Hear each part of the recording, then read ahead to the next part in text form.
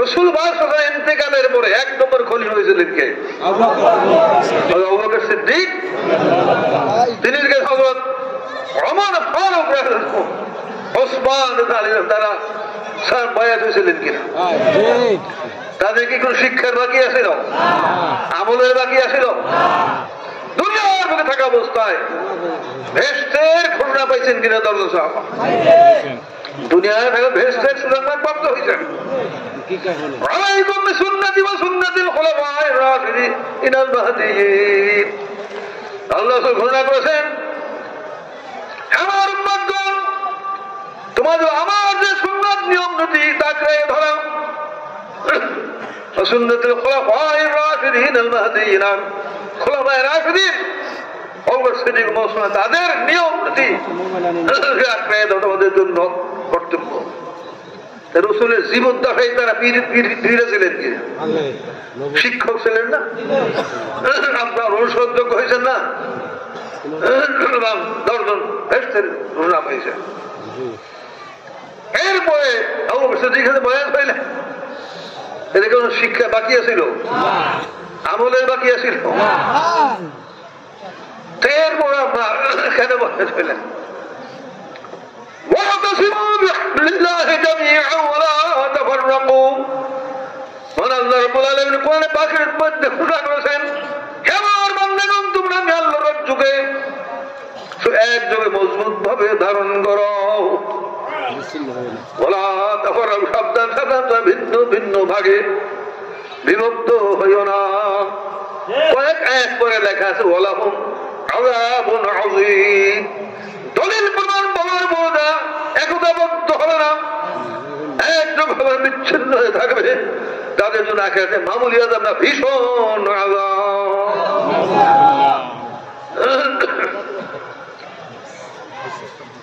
একযোগে আল্লাহর দ্বীন জারি করার চেষ্টা, এটা হচ্ছে আলাদা গুরুত্বপূর্ণ ফরজ।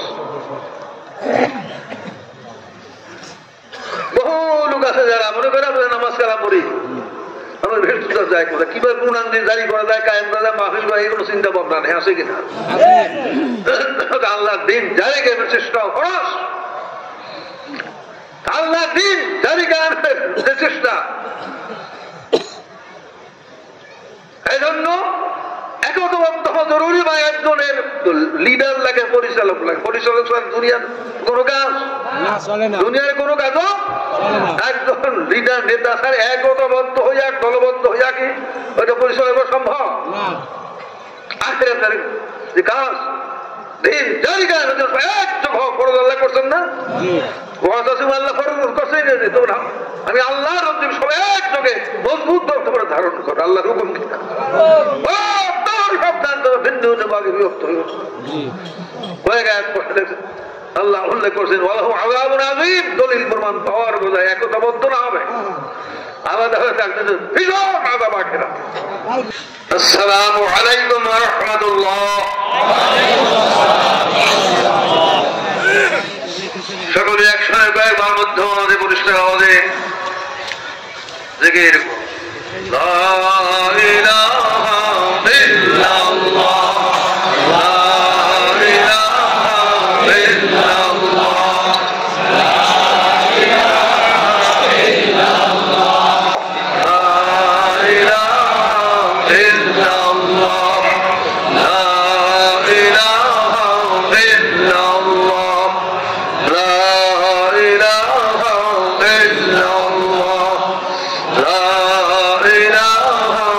إلا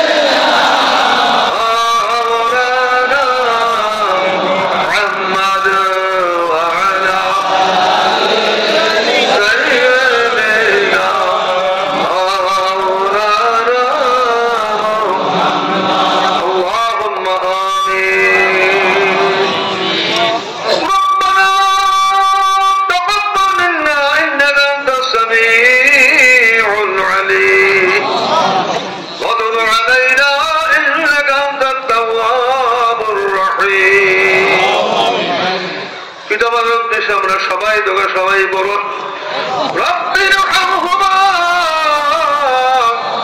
কামা রাব্বায়ানি সগীরা। ওহে পরবর্তীকাল আমাদের মাতা পিতার উপরে বাপ মায়ের উপরে এরূপ ভাবে রহম করে যেইভাবে আমরা ছোট থাকা অবস্থায় আমাদেরকে আমাদের মাতা পিতাকে অত্যন্ত স্নেহ মহব্বতের সহিত লালন পালন করেছিলেন। ওয়াগফিরনা ওয়াগফিরনা ওয়ারহামনা أنت مولانا فانصرنا على القوم الكافرين। আল্লাহ তাআলা সকলকে ঈমানি শক্তি, ইলমের শক্তি, আমলের শক্তি, অর্থের শক্তি, আমলের শক্তি আল্লাহ বৃদ্ধি করে দাও। আল্লাহ তাআলা কুরআন দুনিয়ার বিশ্বব্যাপী কবুল মঞ্জুর করো। ইলমের তাসাউর বিশ্ব কবুল মঞ্জুর করো। সকলকে কুরআন দুনিয়ার ইলমের তাসাউর পুরোপুরি শিক্ষা আমল করার তৌফিক দান করো। সবাই কাম করে তরিকায় জান্নাতি দিনের খিদমতে জমি করা সকলকে শক্তি তৌফিক দান। আল্লাহ রোগীদেরকে দয়া করে যত শক্তি সুস্থতা দেবে নসিব করো। প্রত্যেকের প্রতি হালাল কামের উপর আল্লাহ তুমি তোর বরকত দান করো। আল্লাহ তোমার রহমত আমরা সমর্থ করে দিলাম। আগামীকাল বিদায় আনন্দ থেকে সহি সালা আল্লাহ তুমি তৌফিক দান। তোমার রহমত আমরা সব সমর্থ করে দিলাম। আমিন আমিন বিরহমাতিকা ইয়া আরহামার রাহিমিন। ببركة كلمة الطيبة لا إله إلا الله محمد رسول الله. درشد اللهم صل على مولانا محمد وعلى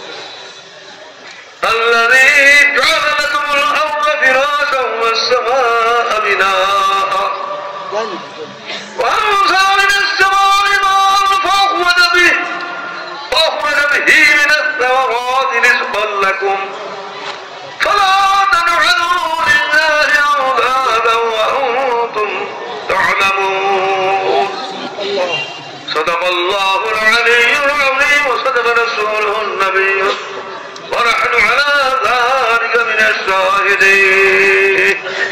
درشد اللهم صل على مولانا محمد وعلى سيدنا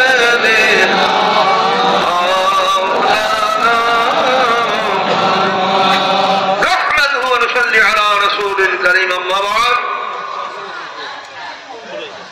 মহান আল্লাহ রাব্বুল আলামিন এই মানুষের জন্য ইহজগৎ বড় দুইটা জগৎ সৃষ্টি করেছেন। মানুষ জিনজাত ব্যতীত যত সৃষ্টি মাখলুকাত আছে তাদের জন্য আল্লাহ চিরস্থায়ী আখিরাত সৃষ্টি করেন নাই।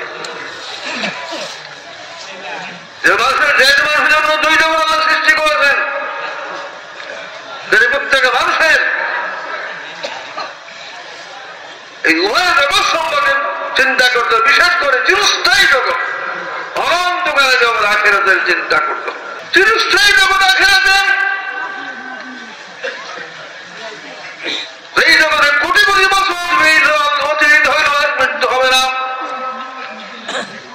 সে অনন্তকালের জগৎ আখিরাতের দুই পর্যায়ে স্থান তৈরি করে রেখেছেন। সুখের স্থান দান আর দুঃখের স্থান দোজখ। সকলের সাথে যে লোক ভেস্তুদ্দানে যাবে,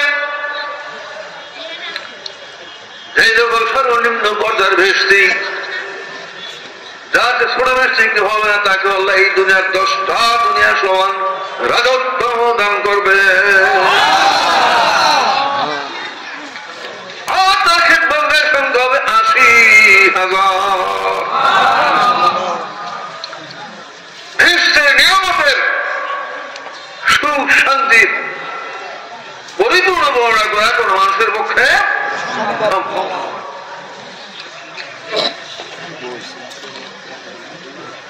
একেবারে সর্বনিম্ন পর্যায়ের ভেস্তিবন্ধাকে আল্লাহ এই দুনিয়ার 10টা দুনিয়া সমান রাজত্ব দান করবেন। তার ব্যাখ্যার ভিতরে আছে এই দুনিয়ার এরিয়া হিসাবে 10 গুণ, আর কি হয় এর মধ্যে সৃষ্টির প্রথম থেকে নিয়ে বর্তমানে কেমন যত গাছপালা ফল ফলানি ইত্যাদি সৃষ্টি হয়েছে আছে, কেমন পূর্ণ হবে এ হল আপনার 1 ভাগ। আর এরকম কয় ভাগ? 9 ভাগ। এই পৃথিবীতে যত ইত্যাদি তৈরি হয়েছে, সংক্ষেপে মানুষ যেই পশু পাখি আপনার দুঃখ কষ্টের দিকটা বাদ দেওয়া সৃষ্টির প্রথম দিক নিয়ে পর্যন্ত কেমন পর্যন্ত যত শক্তি সামর্থ্য সুখ শান্তি প্রাপ্ত হয়েছে কেমন পর্যন্ত হবে সব মিলে 1 ভাগ। এ ধরো কয় ভাগ? 9 ভাগ।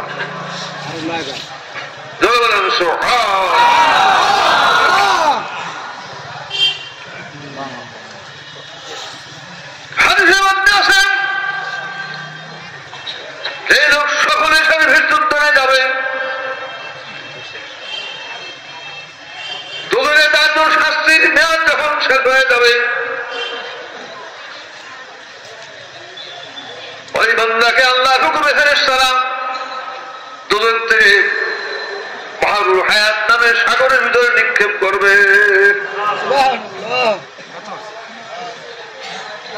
বিশাল লম্বা গাছে যদি আগুন ধরে কয়লা হয়ে যায়, এরপরে আপনার নদীর ভিতরে আপনার নিক্ষেপ করলে কি অবস্থা হয়? ভাসমান অবস্থায় থাকে না? এবার বিশাল আকারে দেখুনিয়া বাহরুল হায়াত নামে এই সাগরে ভাসমান অবস্থায় থাকে কতদিন? কয়েক শত বছর। কয়েক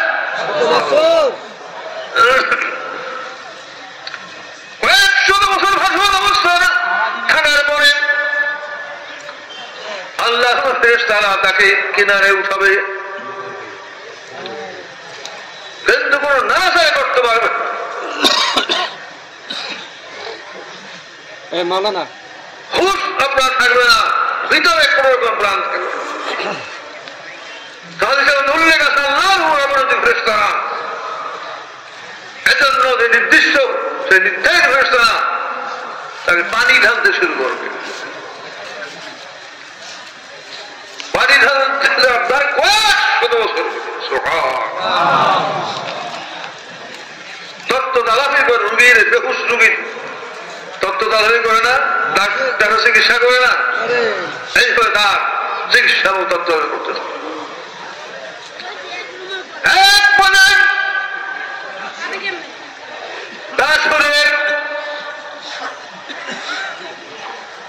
কপালের কোন জায়গা চামড়ার রং ধারণ করবে। এই বাড়ি ঢালতে ঢালতে ঢালতে পুরা শরীরটাই কয়লাতে রং নৌতার থেকে চামড়া রং, তখন সে উঠতে পারবে না, চলাফেরা করতে পারবে না।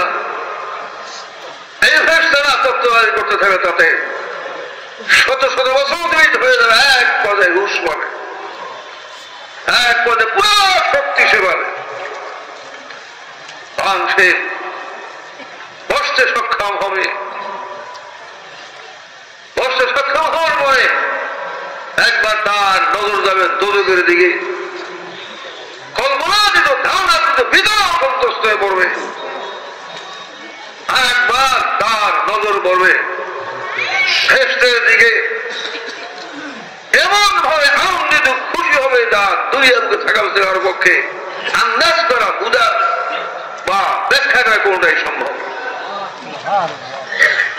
আমার একবার তাকে সেই ভীষণ করে দেখি আল্লাহ প্রশংসা করেছেন, সমস্ত তারিফ প্রশংসা আল্লাহ আমাকে ভীষণ ভীষণ আজাদ হচ্ছে নাজাদ দান করেছে। আবার ভেবসিতে তাকাবে, এমন ভাবে আনন্দের খুশি হবে যা দুনিয়া থাকা হচ্ছে কারোর পক্ষে বুঝা বা ব্যাখ্যা করা কোনটাই সম্ভব নয়। সঙ্গে দুজন চেষ্টা থাকবে, অনেক লম্বা করে আমি সংক্ষেপে ব্যবহার করতেছি। দুজন চেষ্টা তাকে পরামর্শ দিবে, যে দেখা যায় ফেরেশতাদের বিশাল বৃক্ষ, ওই গাছের নিচে যদি যাওয়া কতই উত্তাপ হইত, কত না ভালো হইত। আল্লাহ নিত্য ভেস্তের ভিতরে গাছ বৃক্ষ রহিয়াছে, ওই গাছের এরিয়া ডালপাল্লার ছায়া এরিয়া অতিক্রম করা যে কোন লোক ঘোরার পর সবার হয়ে দিল 100 বছর দৌড়ানো থাকে এরকম ভেস্তের এক একটা গাছের যে এরিয়া ছায়া অতিক্রম করতে সক্ষম হবে না। সর্ব ছোট গাছটা হয়ে ভেস্তে বড় বড় গাছগুলো 500 বছর লাগবে আপনার ঘোরার বিরোধীরা দৌড়ে থাকে এক একটা বড় বড় গাছের ছায়া অতিক্রম করতেছিল। ওই গাছের অনুভব শক্তি আছে,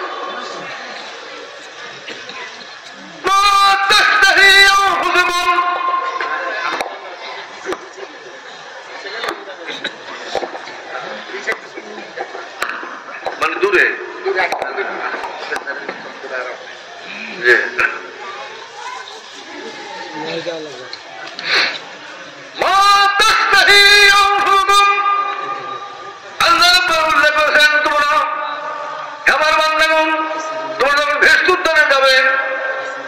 তোমাদের অন্তরের ভিতর যেইভাবে সুখ শান্তি কামনা করবে সেইভাবেই তোমরা পাবে।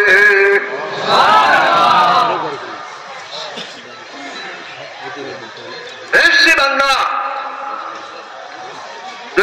চিন্তা করে বিশাল বৃক্ষ, কাছে যে ডাল তাদের ফল, আমার কাছে আসুক, আমি নিকটে যাব না। গাছ বৃক্ষ বুঝতে পারবে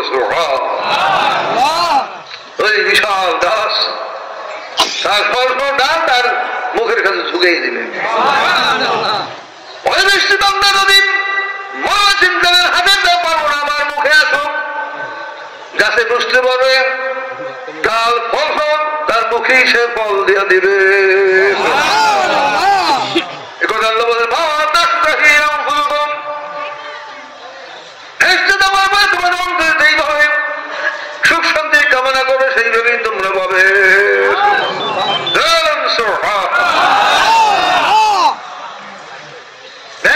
যে গাছ মধ্যম পর্যায়ে বাতাস যদি প্রবাহিত হয়, বড় গাছ যেমন রেন্ডি গাছ, তাতে সুন্দর সুর সৃষ্টি হয় কিনা, ওই বেহেশতের গাছে সুর সৃষ্টি হয়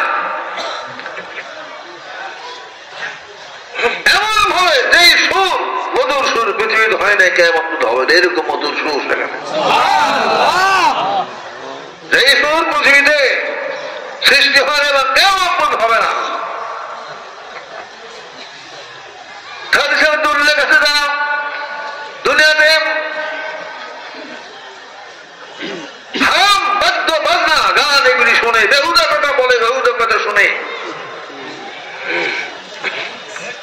অনন্তকালের জন্য কোটি কোটি বছরের জন্য ওই অকল বিরোধা পৃথিবীতে হয় নাই কেমন এমন মধুর সুর, তার থেকে তারা বঞ্চিত হবে। 50-100 বছরের জন্য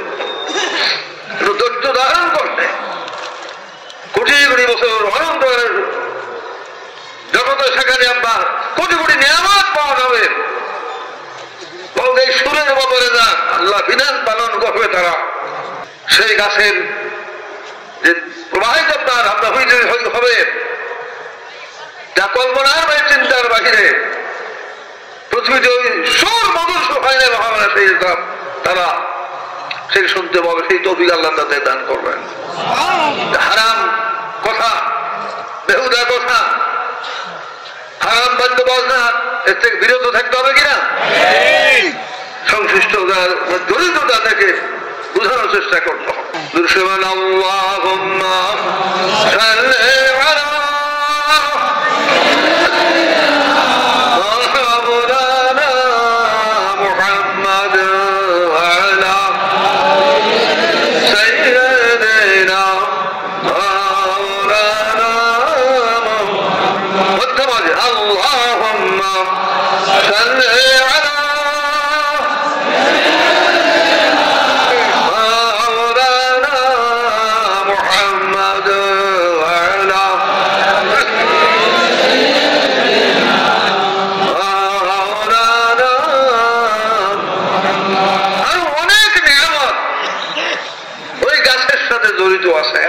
দুনিয়াতে গাছ কি চলাফেরা করতে পারে? ভেস্টি বান্দা যদি কোথাও যায় ইচ্ছা থাকে তাহলে তার সাথে গাছ দৌড়াবে।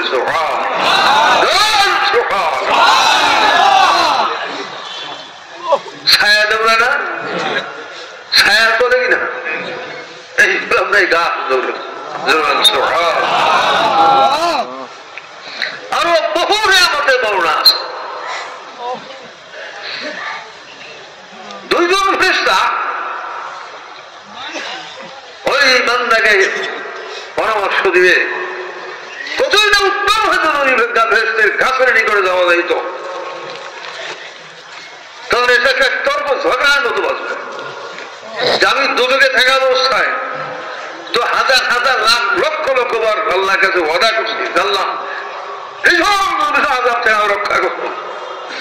জীবন আর আমার আবেদন নাই, নিবেদন নাই, দোষে বাঁচতে পারলে জলে কত লক্ষ মানুষ একমত আল্লাহ জানেন। এখন নতুন করে আমি আল্লাহকে আবেদন করিতে ওয়াদা খেলাফ হয় না? আমার তার সময় রাগের সহিত বলতে দুইজন ফেরেশতা নীরব থাকবে। কত নীরব থাকার পরে বলবে যে মহান আল্লাহ তিনি রহমান রহিম গফুর গফার আল্লাহ সিফাত কিনা? ক্ষমাশীল, দয়াশীল, মেহেরবান, গুনাহ মাফকারী, গোপনকে তো আল্লাহ সিফাত। এইভাবে বোঝানোর চেষ্টা করছে। আবার রাজি হবে না, আবার এইভাবে সল্লায় পরামর্শ চাইবে আপনার কয়েক শত বছর। এক পর্যায়ে সে রাজি হবে। রাজি হওয়ার পরে আল্লাহর কাছে দোয়া করবো, হে পরওয়ারদিগার ভীষণ তোমাদের বিষয়ে অনন্ত জগৎ থেকে আমাকে মুক্তি দান করেছ। সম্মুখ ভেসতে বৃক্ষ বিশেষাল গাছ দেখা যায়, দয়া করে গাছের নিকটে যাওয়া তুমি শক্তি তৌফিক দান করো। এই মোনাজাত, এই দোয়া যাবে কয়েক শত বছর। এক পর্যায়ে আসমানের দিকে থেকে ফেরেশতা নাজিল হবে। নাজিল হওয়ার পরে কিছু লোক আছে কিনা যাদের মাইরিতেও তার কথার যে কাপড় সাফার জোর বসে আছে না?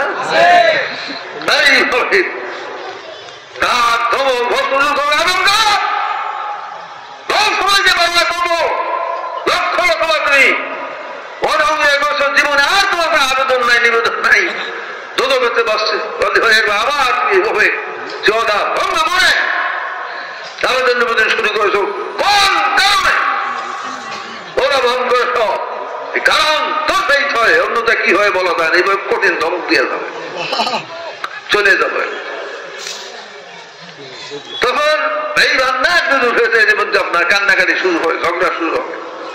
বলো যে তুমি আগে না করছিলাম, তোমাদের সল্লা পরামর্শ আমি এই আমাদের বরাবর এই বিপদ করেছে।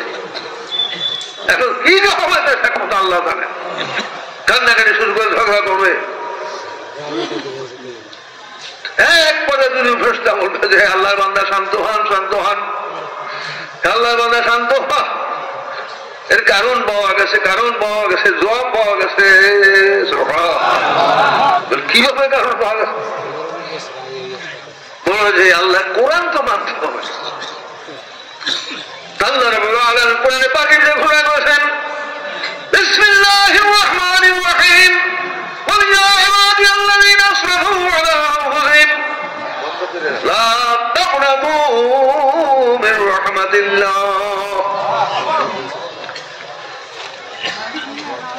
আল্লাহ রাব্বুল ঘোষণা করেছেন, হে বিশ্বনবী আমার পক্ষে ঘোষণা করো, হে আল্লাহর সমস্ত বান্দাগণ যারা, বল ইয়া ইবাদিয়াল্লাযীনা আসরাফু আলা আনফুসিহিম, যারা পাপ করতে করতে গুনাহ করতে করতে সীমা অতিক্রম করে ফেলেছো, লা তাকনাতু মির রাহমাতিল্লাহ, তোমরা আল্লাহর রহমত থেকে নৈরাশ হও না।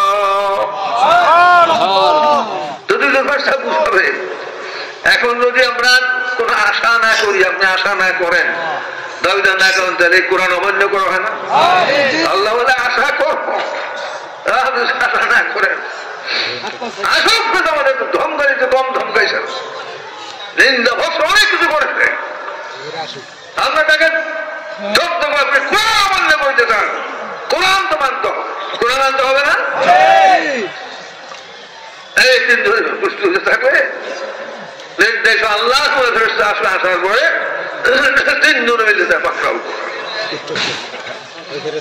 আমাদেরকে তো আপনি নিন্দা ভৎসনা ধমকানি কম করলেন না।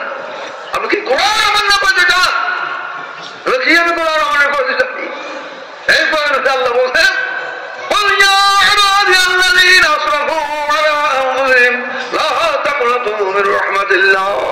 হে মানুষ, আমার পক্ষ থেকে আমার বান্দাদের জানাই দিন, ওই আল্লাহর সমস্ত বান্দাগণ পাপ করতে করতে গুনাহ করতে করতে সীমা অতিক্রম করে ফেলেছো, তোমরাও আল্লাহর রহমত থেকে নৈরাশ হও না।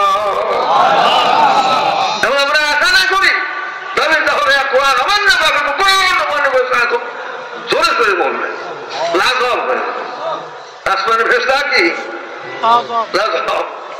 আল্লাহ কাছে বলবে, আল্লাহ আমি নাকি কোরআন অমান্য করেছে, সেইটি উল্টা আমার উপরে চাপ সৃষ্টি করছে, এইবার আমার উপর তিনজনে মিলে কঠিন চাপ সৃষ্টি করেছে। আল্লাহ হাস দিবে। হাদিসে কি আছে? আল্লাহ হাসের অর্থ কি?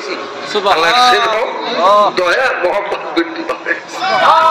আল্লাহ বলবেন যে আসলে ঠিকই তো আমারই আয়াত, আয়াত তো আমার, তোমাকে জব্দ করে মানে আমার আয়াতের মধ্যে আমার উপরে তো হিসাবটা আসে। এই আয়াতটা আমি নাজিল করেছি। যদি আশা না করে তাহলে কোরআন আসলেই অমান্য করবো। যাও তো যাও, দেখে ওই গাছের নিকট উঠায় দাও। আল্লাহ মঞ্জুর করছেন, চলে গাছের কাছে পৌঁছে দিবে। ওই বান্দার কাছে মনে হয় আল্লাহর সৃষ্টি জগতের ভিতরে সবচেয়ে বেশি সুখী, বেশি আনন্দে আছে। বেশ তো পাইবে না, গাছের নিচে সাথে হিসেবে মনে করবে আল্লাহ সব লোক মখলুকাতে সে সবচেয়ে বেশি সুখী, আনন্দে সোহান। কয়েক শত বছর চলে যাবে।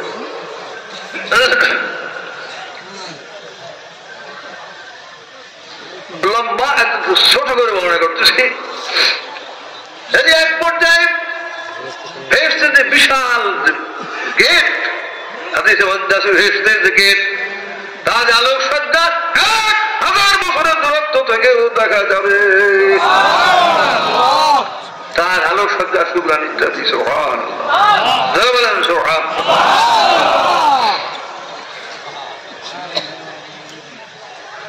তখন এই দুই ফেরেশতায় এই বান্দাকে পরামর্শ দিবে, ভেস্টের গেট দেখা যায়, ভেস্টের তার ভিতরে আছে। এটা তো কল্পনার বাইরে, চিন্তার বাইরে। ভেস্টের যে গেট, তার ভিতরে যে হাল অবস্থা, কারো ব্যাখ্যা করার ক্ষমতা আছে? যদি ওই গেটের ভিতরে যাওয়া হইতো কেমন কতই না ভালো হইতো, এরকম আপনার তাকে বরাবর সৃষ্টির চেষ্টা করবে, কথাবার্তা বলবে না, বুঝলেন না? কথা বলবে না।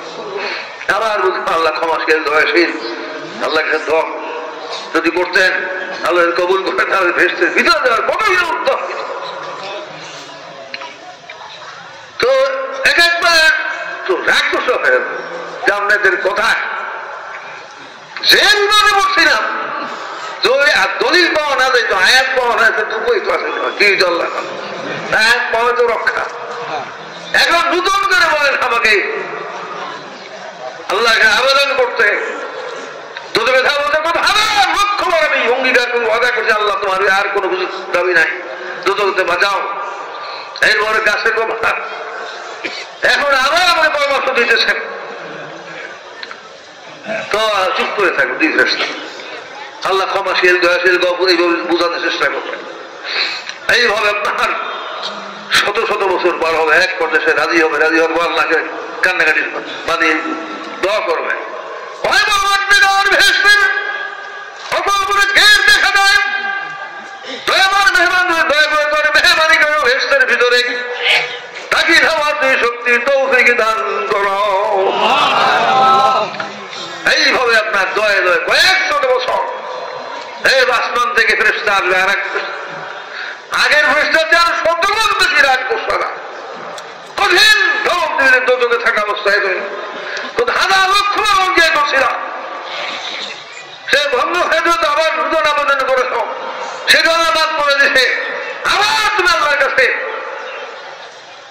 অঙ্গীকার আবার ইকরা করাই যাবে আপনার ওই যে বেহেশতের কাছে যে নিয়ে আসবে তখন বলবে যে যা হওয়ার হয়ে গেছে সামনে জানে যাতে এই ওয়াদার কোন বর খেলাপ না হয় এটা এখানে উল্লেখ করবে।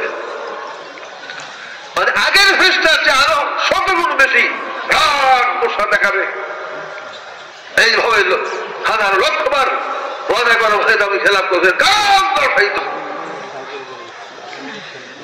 ভীষণ নবক দেশে চলে যাবে তখন এর কান্নাকারি শুরু করবে ওই যে বান্দা আর এবং এদেশে ঝগড়া লাগবে দুজনের সাথে আপনাদের কারণ আমার এই অবস্থা আগে তো একটা আমার পায়ে পাওয়া গেছে এইবার আগে যে অদা খেলার একটা আয়াত পাওয়া গেছে এইবার যে নতুন ভাবে দেশের ভিতরে যাওয়ার জন্য আবেদন আপনাদের কোথায় করেছি এইভাবে যে কঠিন ধমক আগের সদর বেশি কঠিন ধমক আসছে কি ফলাফল হবে এইভাবে তারা কান্নাকাটি করতে থাকবে এক পর্যায়ে দুই ফেরেশতা বলবে আল্লাহর বান্দা শান্ত হন ও আল্লাহর বান্দা শান্ত হন শান্ত হন কারণ কারণ পাওয়া গেছে जो पावे दलिल पाওয়া গেছে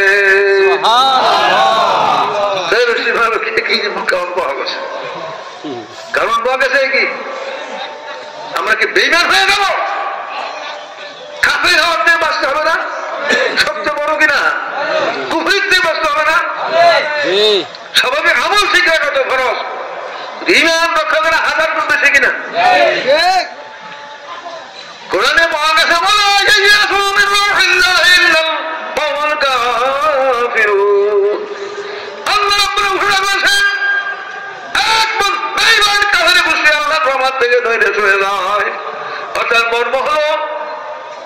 আশা না করে আল্লাহ রহমতের আশা না করে ঈমান নষ্ট হয়ে যায় কাফের হয়ে যায় তার মর্ম কুফরিতে বাস্তব হবে কুফরিতে বাস্তব হবে না স্বাভাবিক আমল আর ঈমান রাখার লাখ কোটি গুণ বেশি কিনা তো কোরআনে বলতেছে আল্লাহকে নতুন ভাবে আমার আবেদন না করো বেঈমানরা কাফের হয়ে যায় আসলে ফেরেশতা সে তো আগে এসে সবগুণ বেশি ধমকাইছে আমরা তাই পাকড়াও কুকুর আমাদেরকে বেঈমান করতে চায় কাফের করতে চায় আমরা 3 জনে মিলে পাকড়াও করছি ওই ফেরেশতা আসার পরে 3 জন পাকড়াও আপনি বেঈমান করতে চান ঈমান ধ্বংস করতে চান কাফের বানাইতে চান কিসের আমি কাফের বানাইতে এই দেখো কোরআনের ভিতরে আছে আল্লাহ রহমত একমাত্র নৈরাশ হয় কে খালি খাসে কে কাফের ঈমানই তো থাকে না ঈমান তো রক্ষা করতে হবে তারপর তো আপনাদের ঈমান নষ্ট করতে আসছেন কাফের বানাইতে আসছেন স্তম্ভিত হয়ে যাবে আল্লাহকে বল আল্লাহ আমাকে 3 জন জব্দ করছে আমি নাকি ঈমান ধ্বংস করছে যে কাফের বানাইছে আল্লাহ দিবেন হাস আল্লাহর হাসের অর্থ কি আল্লাহ কয় হাসেন বান্দা তো ঠিকই বলছে সুবহানাল্লাহ তো আমার নাজিল করা আমি নাজিল করেছি রহমতের কোনো আশা না করে বেঈমান হয়ে যাইতে হয়, কুফরি লাজম আছে, কুফরির চেয়ে তো কষ্ট হয়। লক্ষ্য আমল আর ঈমান, ঈমান বড় না, ঈমান তো ঠিক থাকতে হবে, ঈমান আসলে কাফের হয়ে যায়। তো বান্দা তো ঠিকই বলছে, আল্লাহর বান্দা যে আমার তো কুফরির চেয়ে বাঁচতে পারবে না যদি সেই ওই ওয়াদা ভঙ্গ না করে। ওয়াদা রক্ষা করা তো ফরজ, ঈমান রক্ষা করা লাখো কোটি বেশি কিনা। দাও ওই প্রবেশ করে দাও, ওই প্রশ্ন আসার বলে আল্লাহ আপনার দোয়া মঞ্জুর করে চলে বিশ্ববিদ্যালয় বসে গেছে, দেশে পৌঁছে দিবে, শত শত বছর উত্তীর্ণ হবে। একবার আল্লাহ বললেন বান্দা আপনি কি অবস্থা আছে, বলো তোমার সমগ্র সৃষ্টি জগতের ভিতরে আমি সবচেয়ে বেশি আরামে আছি, শান্তিতে আছি, সুখী আছি, আমার মতো সুখী আনন্দে আমার কোন কেউ নাই।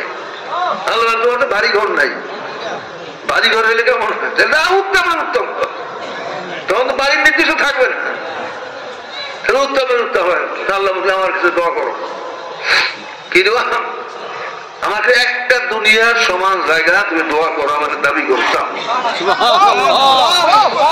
আল্লাহ আল্লাহ হইয়া বান্দার সাথে ঠাট্টা কর, এটা সম্ভব? একটা দুনিয়ার সমান জায়গা এইটা তোমার কাছে দাবি করা কি সম্ভব? আল্লাহ এখানে বান্দার সাথে আল্লাহ হইয়া বান্দার সাথে ঠাট্টা করি না। আরে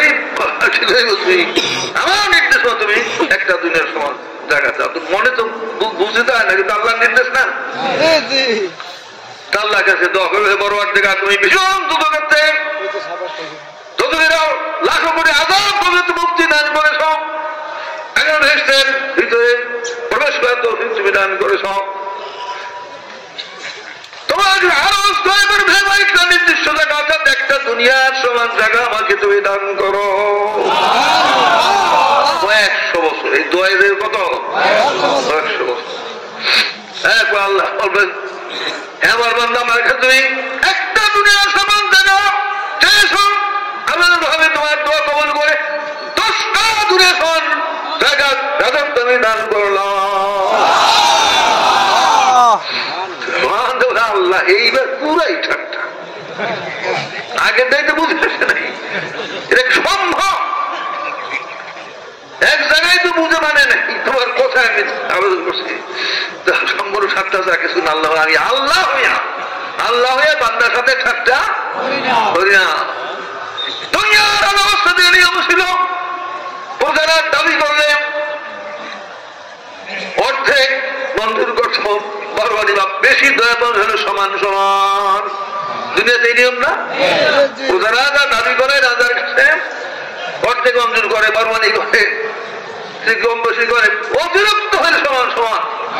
আমার কাছে একটা দুনিয়ার সমান রাজত্ব হয়েছে, দুনিয়ার সমান জায়গা ছিল। আমি যদি একটা দুনিয়ার সমান জায়গা দান করি, দুনিয়ার অবস্থা আমি আসমান নয় সব কিছু মালিক আমি, আমার মধ্যে তাদের মধ্যে পার্থক্য থাকে কোথাও? আমার শক্তিশাল রক্ষার জন্য একটা দুনিয়ার সমান জায়গার মধ্যে 10টা দুনিয়ার সমান রাজত্ব দান করলাম।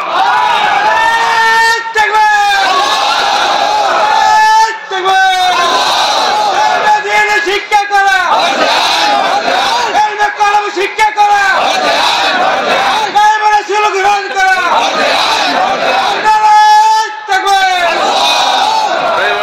চলতো না। আসসালামু আলাইকুম ওয়া রাহমাতুল্লাহি ওয়া বারাকাতুহু। বিশ্বের সর্বশ্রেষ্ঠ নায়েব রাসূলের কাছ থেকে আমরা এতক্ষণ যে আলোচনা শুনলাম তার মর্ম কথা হলো, আল্লাহ রাব্বুল আমিন মানুষের জন্য 2টা জগৎ তৈরি করেছেন, ইহজগৎ এবং পরজগৎ। কয় জগৎ? ইহজগৎ এবং পরজগৎ। 2 জগতের মানুষের গবেষণা করতে হবে, বিশেষ করে চিরস্থায়ী জগৎ। আখেরাতের গবেষণা কম করা লাগবে না বেশি করা লাগবে? আখেরাতে হবে 2 অবস্থা মানুষের, হয় হবে মহা কষ্টের জায়গা জাহান্নাম, না হয় হবে মহা সুখের জায়গা জান্নাত। ঠিক না বা ঠিক?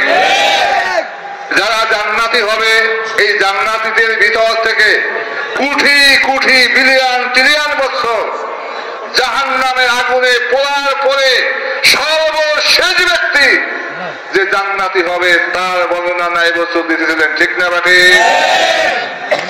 কোটি কোটি বছর জাহান্নামের আগুনে পোড়ার পরে কয়লা হয়ে যাবে। মহিলারা জাল দ্বারায় ফুরি ওঠে না, ওই ব্যবস্থা থাকবে। এক পর্যায়ে আল্লাহর পক্ষ থেকে ফেরেশতা তাকে বাহারুল হায়াত নামক সাগরের ভিতরে নিক্ষেপ করবে। বিরাট কাজ যদি পড়ে তাহলে ভাসে কিনা, সে ভাসতে থাকবে। আল্লাহ রাব্বুল আলামিন দয়া করিয়া মায়া করিয়া তার কাছে দুইজন ফেরেশতা পাঠাবেন। এই দুই ফেরেশতা তার গায়ে পানি ঢালতে থাকবে, পানি ঢালতে থাকবে। ঢালার পরে এক পর্যায়ে তারা লক্ষ্য করবে কোটি কোটি বছর জাহান্নামের আগুনে পড়ার পরে যে পানি ডালতে আছে কপালে সবেমাত্র চামড়া গজাইছে। একই কোটি বছর পড়ছে না বিলিয়ন ট্রিলিয়ন বছর পড়ছে। এক পর্যায়ে ফেরেশতা আশ্চর্য হবে। এরপরে শত শত বছর পানি ঢালার পরে তার সমস্ত শরীরে চামড়া গজাবে, কিন্তু লড়তে চড়তে পারবে না। তাকে ওখান থেকে নিয়ে বেহেশতের কিনারায় নিয়ে যাওয়া হবে। অসুস্থ রোগী হইলে খেদমত যত বেশি করে অত তাড়াতাড়ি সুস্থ হয় কিনা? শত শত বছর দুই ফেরেশতা সর্বনিম্ন জান্নাতি ব্যক্তির খিদমত করতে থাকবে।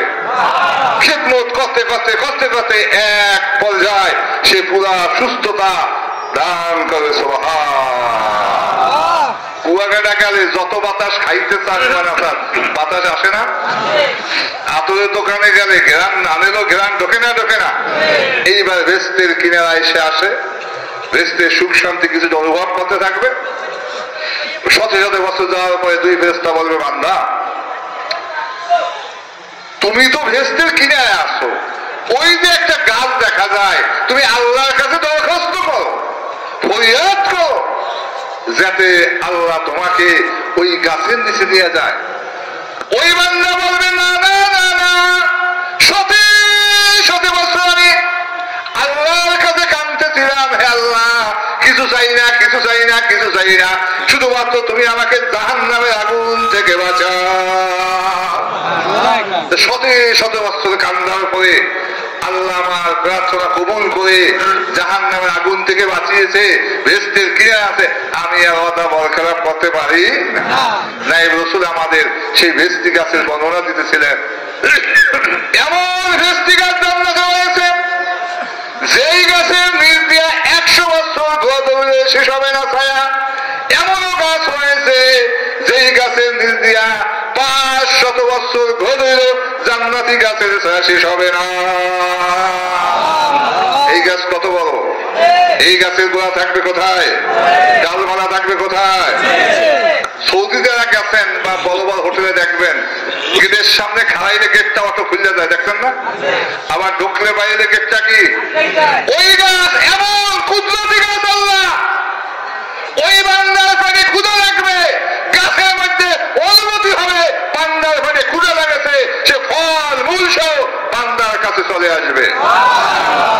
ওই বান্দার মনে অনুমতি হবে, দুনিয়ার গাছের আম পাড়া লাগে, ছিলা লাগে, খাওয়া লাগে, পারবো না। ওই গাছের বোট থেকে খাবার উপযুক্ত হয়ে ফলটা ওই জান্নাতি বান্দার মুখের ভিতরে চলে আসবে।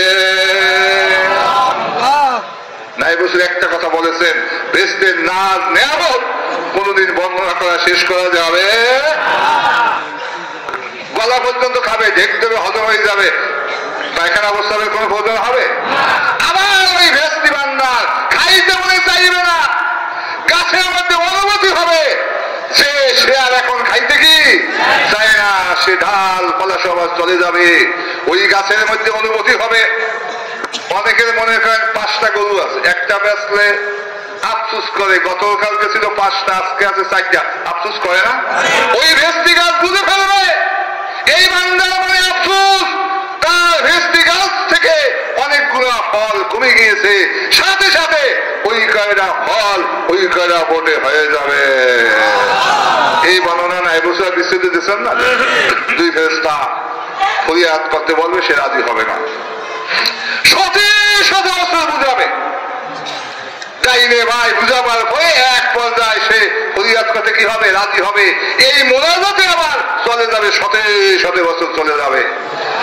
যখন এক পর্যায়ে দুই ফেরেশতা তাকে ভেস্তে গাছের নিচে দেওয়া হবে, ওই বান্দা অনুভব করবে সারা পৃথিবীর ভিতরে যত মানুষ সুখ শান্তি আছে তার ভিতরে সর্বশ্রেষ্ঠ সুখ শান্তির ভিতরে আমি আছি।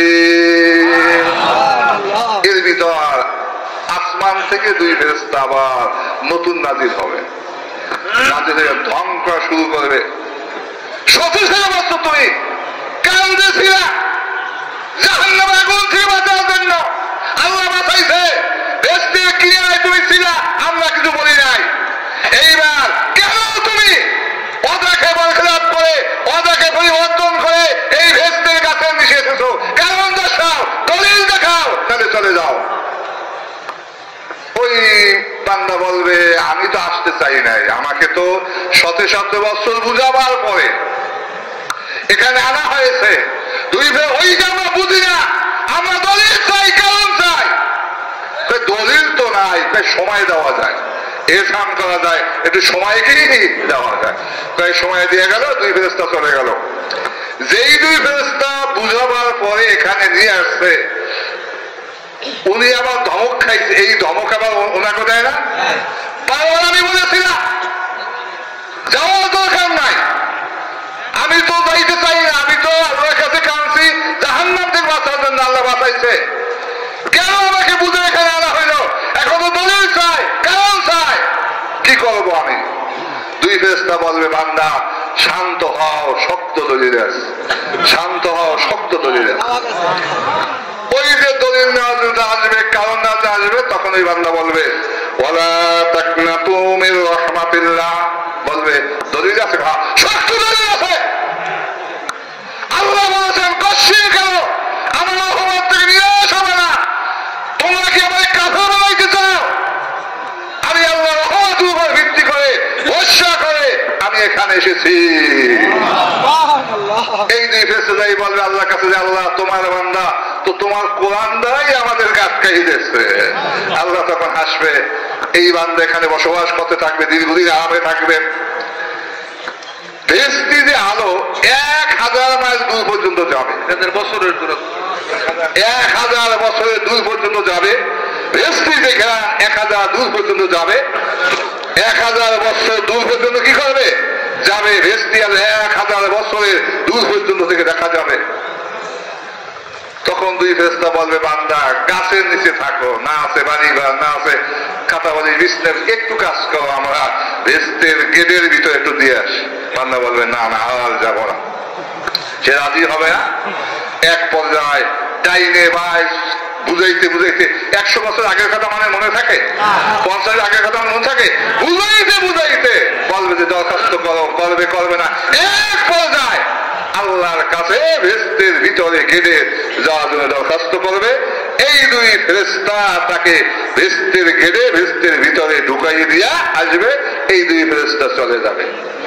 আবার আসমান থেকে দুই ফেরেশতা আসবে, আসার উপর ঠক শুরু করবে, বারবার পরিবর্তন করো। একবার মনে করছি না দলিল পাইছো কোরআনের, বেহেশতি গাছের নিচে আসছো, এইবার আবার কোন কারণে, কোন দলিলের বদৌলতে একেবারে বেহেশতের ভিতরে ঢুকে দলিল দেখাও, বাইরা বাইরা বাইরা। এমন ধমক শুধু কিছু মানুষ আছে না যে ধমকাইতে পারে ভালো। উনি বলবে যে আমি তো কোনোদিনও এই বেহেশতে আসতে চাই না, লোভও আমার নাই, দুই ফেরেশতা আমাদেরকে এখানে নিয়ে এসেছে।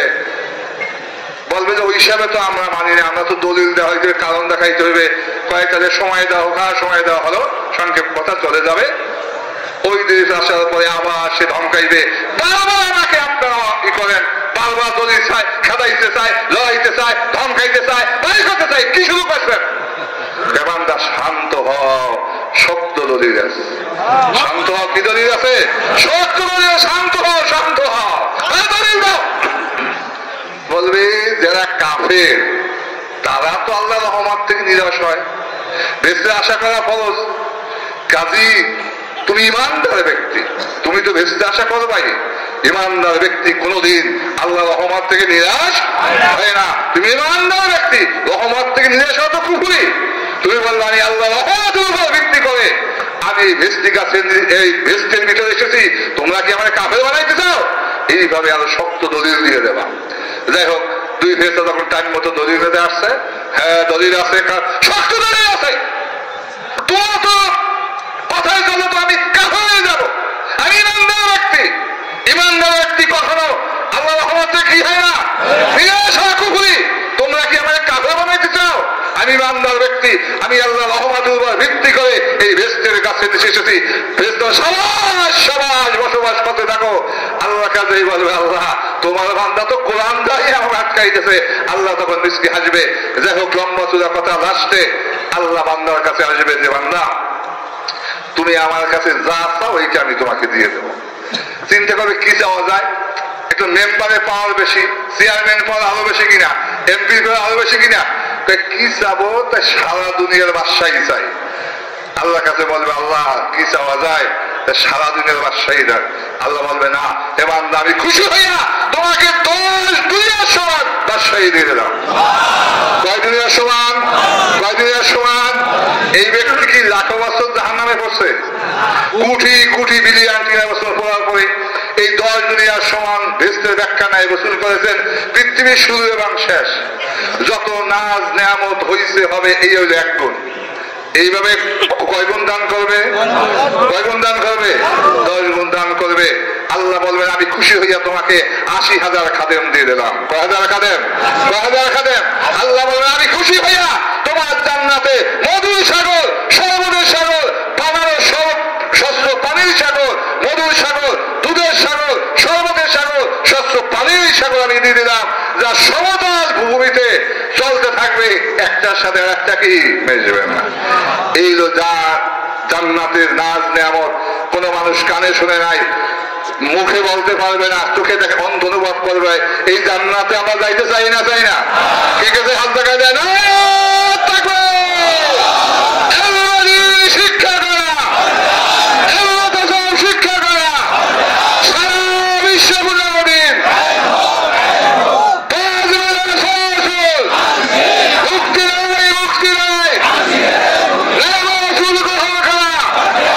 বিশ্বব্যাপী শিক্ষা,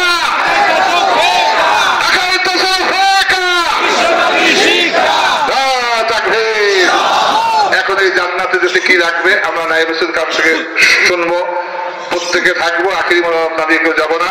আল্লাহ সকলকে তৌফিক দান করুক, আমিন। আসসালামু আলাইকুম ওয়া রাহমাতুল্লাহি ওয়া বারাকাতুহু।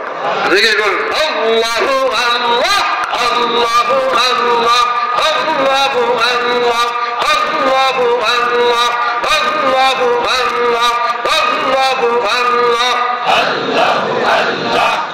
সবাই বলতে হবে, আল্লাহু আল্লাহ, আল্লাহু আল্লাহ, আল্লাহু আল্লাহ, আল্লাহু আল্লাহ, আল্লাহু আল্লাহ, আল্লাহু আল্লাহ, আল্লাহু আল্লাহ, আল্লাহু আল্লাহ, আল্লাহু আল্লাহ, আল্লাহু আল্লাহ, আল্লাহু আল্লাহ, আল্লাহু আল্লাহ। লা ইলাহা ইল্লাল্লাহু মুহাম্মাদুর রাসূলুল্লাহ সাল্লাল্লাহু আলাইহি ওয়াসাল্লাম। ভীষণ দুর্যোগের বিষয় আযাব গজবেতে বাঁচতে হয়। ভেস্টের অকল্পনীয় নিয়ামত, কোটি কোটি নিয়ামত হাসিল করতে হয়, আল্লাহকে পেতে হয়। সেজন্য আমাদের করণীয় কি? জরুরি বিষয় না?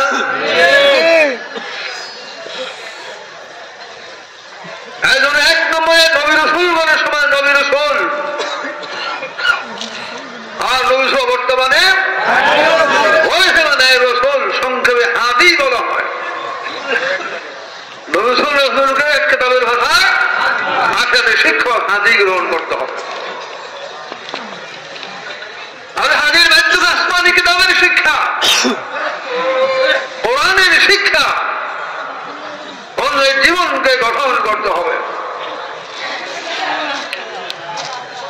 আর বিষয়ে দায়িত্ব কর্তব্য হল আসমানি কিতাবের শিক্ষাকে, অর্থাৎ পূর্ণাঙ্গ দিন ইসলামকে দুনিয়ার বুকে প্রচার করার জন্য কায়েম করার জন্য, জাদু কায়েম করার জন্য টাকা দেয়া, পয়সা দেয়া, জানে মালে তাইদ মদত এবং সর্বাত্মক চেষ্টা সাধনা করতে হবে। এই 3 পর্যায়ের মৌলিক দায়িত্ব। আর যত দায়িত্ব এর ভিতরে সব সামিল আছে।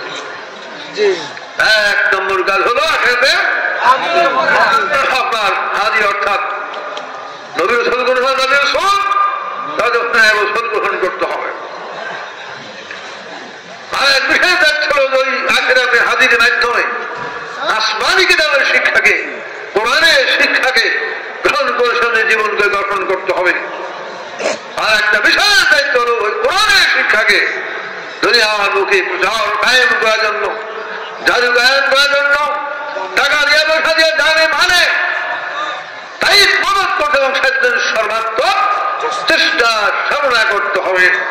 আল্লাহ সকলকে এই করতে বুঝার, আমল করার শক্তি তৌফিক দান করবেন। আসসালামু আলাইকুম ওয়া রাহমাতুল্লাহি ওয়া বারাকাতুহু। এতক্ষণ যে আমরা জান্নাতের নিয়ামতের কথা শুনতেছিলাম, ওই জাহান্নামের বিশাল আযাব গজব থেকে রক্ষা পেয়ে এই অমরপুরী জান্নাতে আমাদের যদি যেতে হয়, কোরআন হাদিস মুআফিক আমাদের 3টা কাজ করতে হবে। কয়টা কাজ? 1 নম্বর কাজ হইল হাদিস হেদায়েত গ্রহণ করা। 1 নম্বর কাজ কি? হাদিস হেদায়েত। এখন কি নবীদের যুগ আছে? এখন কাদের যুগ? নায়েব রাসূলের যুগ। এই জন্য আমাদের 1 নম্বর কাজ হলো নায়েব রাসূল হেদায়েত গ্রহণ করতে। বুঝার জন্য আমি একটা উদাহরণ দেবো। আপনি যত বড় কলেজের প্রিন্সিপাল হন, আপনার ছেলেটা ওই কলেজে ভর্তি না, আপনার ছেলেটা কি ওই কলেজের সুযোগ সুবিধা পাবে? ভিক্ষুকের ছেলেও যদি ওই কলেজে ভর্তি হয়, নবীদের যুগে নবীদেরকে নামানো আখেরাতে তার জন্য জান্নাত আছে। নবীর বর্তমানে আখেরাতে হাদি হবে কারা? কারা হবে? এই নায়েব রাসূল হেদায়েত গ্রহণ না করলে আখেরাতে জান্নাত আছে। আমরা কি নায়েব রাসূল হেদায়েত গ্রহণ করতে চাই? আল্লাহ সকলকে কবুল করুন। এটা ফরজ না নফল? নামাজ ফরজ না ফরজ? তার থেকে গুরুত্বপূর্ণ ফরজ হইল নায়েব রাসূল হেদায়েত গ্রহণ করা। যাকাত দেয় ধনীরা, খায় কারা? আখিরাতে হাদি গ্রহণ করতে হবে। পুরুষ মহিলা ধনী গরিব রাজা প্রজা শতকরা কয়জনা? 100 হাদি গ্রহণ করতে হবে এই জান্নাতে যেতে হলে। 2 নম্বর বিশেষ গুরুত্বপূর্ণ দায়িত্ব হলো এই হাদির মাধ্যমে আসমানি কিতাবের শিক্ষা। এখন আসমানি কিতাবের আইন চলে কোনটা? কোরআন। এই কোরআনের মৌলিক শিক্ষা কোরআন দিয়ে কয় ভাগ? কয় ভাগ? আকাইদ, তাসাউফ, ফিকহ। আমলে কয় ভাগ? ইবাদত, মুআমালাত, মুসলিকাত, মুনজিয়াত। তাদের কত? এই আসমানি কিতাব কোরআনের মৌলিক শিক্ষা জামানা হাদির মাধ্যমে শিক্ষা করিয়া, আমল করিয়া জীবনকে গঠন করা। এটা ফরজ না নফল?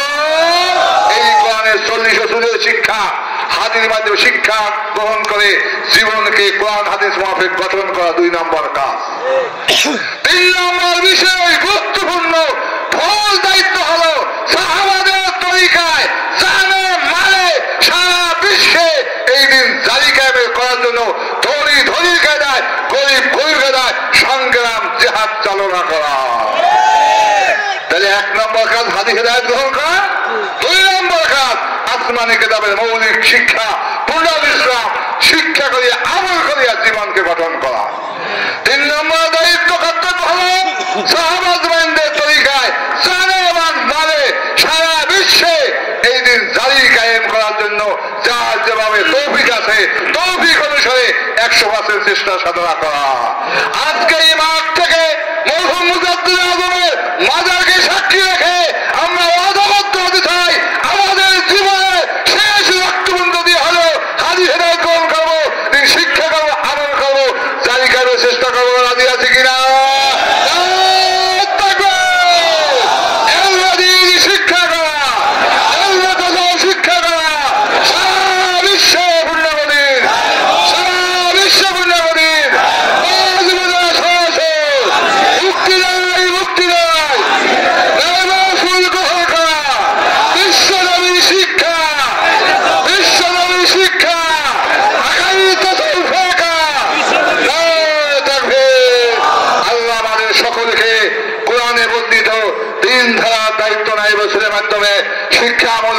কল্যাণকে গঠন করিয়া জান্নাতের তৌফিক দান করুক, আমিন। আসসালামু আলাইকুম ওয়া রাহমাতুল্লাহি ওয়া বারাকাতুহু। কতটা কারণে হাজির ইত্তেমা অনুসরণ করতে হয়,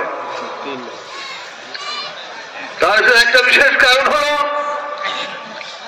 যদি সহিভাবে আল্লাহর দ্বীন শিক্ষা করতে হয় তাহলে উপযুক্ত ওস্তাদ লাগবে।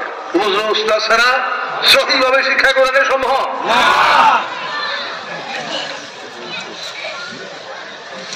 আরেকটা বিশেষ কারণ হল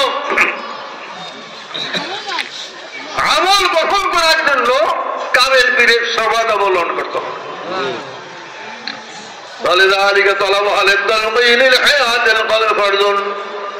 আজ থেকে 900 বছর পূর্বের দিকে তোকে দাও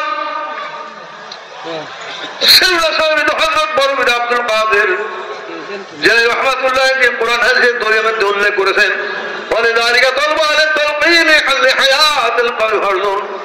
অন্তকে যে জিন্দা করতে হয়, সঞ্জীবনী করতে হয়, তাসাউফ হাসিল করতে হয়, মুহলিকাত বর্জন করতে মঞ্জিয়াত অর্জন করতে হয়, তাহলে কামেল পীর তালাশ করা ফরজ আপনার লেখা। হাজারো গান কিন্তু কামেল পীরের সবাদ অবলম্বন করে তার থেকে তালিম সবাদ অবলম্বন না করে আপনার এই কেবরু হাসাদ দমন করা আয়াতের দ্বারা কোনো কালে আপনার সম্ভব না। অসংখ্য তারা উল্লেখ আছে। আরেকটা বিশেষ কারণ রসুল ইন্তেকালের পরে 1 নম্বর খলিফা হয়েছিলেন কে? আবু বকর সিদ্দিক। তিনি হযরত ওমর ফারুক রাদিয়াল্লাহু আনহু ওসমান রাদিয়াল্লাহু তাআলা স্যার বয়াত হয়েছিলেন কিনা? তাদের কি কোন শিক্ষার বাকি আছিল? আমলের বাকি আছিল? দুনিয়ার বুকে থাকা অবস্থায় বেহেশতের ঘোষণা পাইছেন কিনা? দরজা সাহাবা দুনিয়ায় থাকা বেহেশতের সুসংবাদ প্রাপ্ত হয়েছেন। আলাইকুম বিসুন্নতি ওয়া সুন্নাতিল খুলাফায়ে রাশিদিন আল মাহদিয়্যিন। আল্লাহ ঘোষণা করেছেন, আমার উম্মতগণ তোমাদের আমার যে সুন্নাত নিয়ম নীতি তাকে ধরো। সুন্নাতুল খুলাফায়ে রাশিদিন আল মাহদিয়্যিন, খুলাফায়ে রাশিদিন অবশ্যই মুসলমান তাদের নিয়ম নীতি আঁকড়ে ধরা তোমাদের জন্য কর্তব্য। রসুলের জীবন দশায় তারা পীর ছিলেন কি? শিক্ষক ছিলেন না? আপনার অনুসরণযোগ্য হয়েছেন না? 10 জন বেহেশতের ঘোষণা পাইছেন। এরপরে যেখানে বয়ান হইলেন এতে কোন শিক্ষা বাকি আছিল? আমলের বাকি আছিল? এরপরে আপনার কেন বয়ান হইলেন? واعتصموا بحبل الله جميعا ولا تفرقوا। আল্লাহ রাব্বুল আলামিন কোরআনে পাকের মধ্যে ঘোষণা করেছেন, হে আমার বান্দাগণ তোমরা আমি আল্লাহর যুগে একযোগে মজবুত ভাবে ধারণ করো। ওয়ালা তাফাররাকু, সাবধান সাবধান ভিন্ন ভিন্ন ভাগে বিভক্ত হইও না। কয়েক আয়াত পরে লেখা আছে ওয়ালাহুম আযাবুন আযীম। দলিল প্রমাণ বলার পর একতাবদ্ধ হবে না, একভাবে বিচ্ছিন্ন হয়ে থাকবে, তাদের জন্য আখিরাতে মামুলি আযাব না, ভীষণ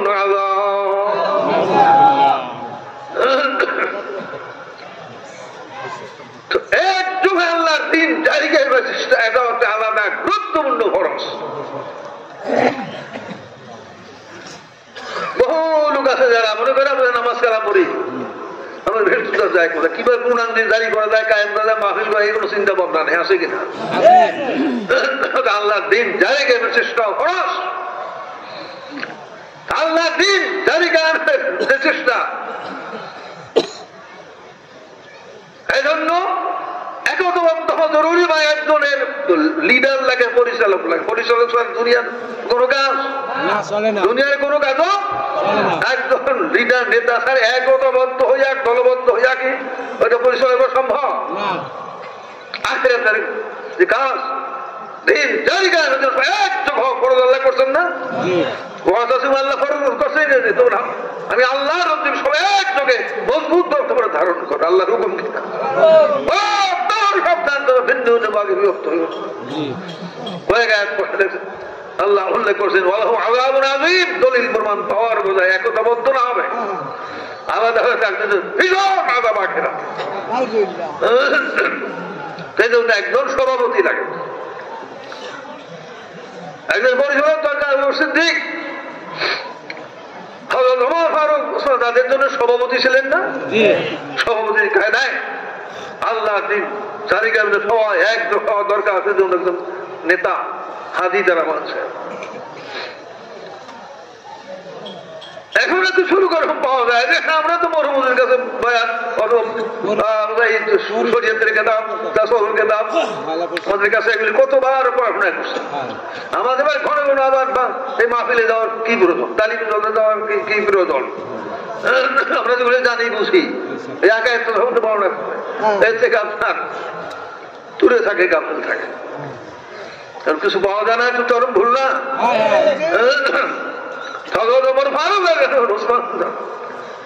আপনার দুনিয়া ছাড়া বেহেশতের ঘটনা পাইছেন, এর বড় আবার বয়াস হইতেছে। হযরত ওমর ফারুক কয়বার বয়াস দিয়েছেন? রাসূল বাগের কাছে একবার, এরপর কার কাছে?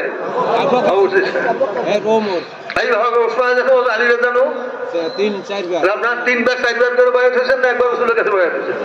একবার 1 নম্বর খলিফা, 3 ইন্দে আবার কার কাছে? ওমর ফারুক। 3 ইন্দে আবার হলো ওসমান আলী, এই পর্যায়ে গেলে আপনার বারবার বয়াত গ্রহণ করতে হয়েছে।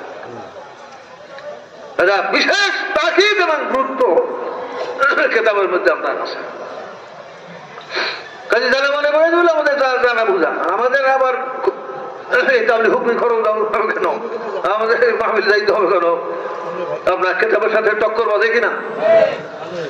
এইভাবে আপনার আমলকে গঠনের জন্য আপনার বয়াত, আপনার হাদির সহমত অবলম্বন করা জরুরি। আল্লাহ লোক একত্র হয় না মাহফিলে, তালিম দিনা দরবারে, তাতে বিশেষ একটা বরকত আল্লাহর পক্ষ থেকে আসে। তওবার উপরে কায়েম থাকা, আমল গঠন করা, বিভিন্ন আল্লাহর পক্ষ থেকে একটা শক্তি আছে। আর সহিভাবে যদি শিখতে হয় উস্তাদ লাগবে, এটা ফরজ। সহিভাবে যদি কোরআন শিখতে চান, কোরআন যদি জানতে উস্তাদ লাগবে। এই মোটামুটি 3টা কারণ বলা হইল।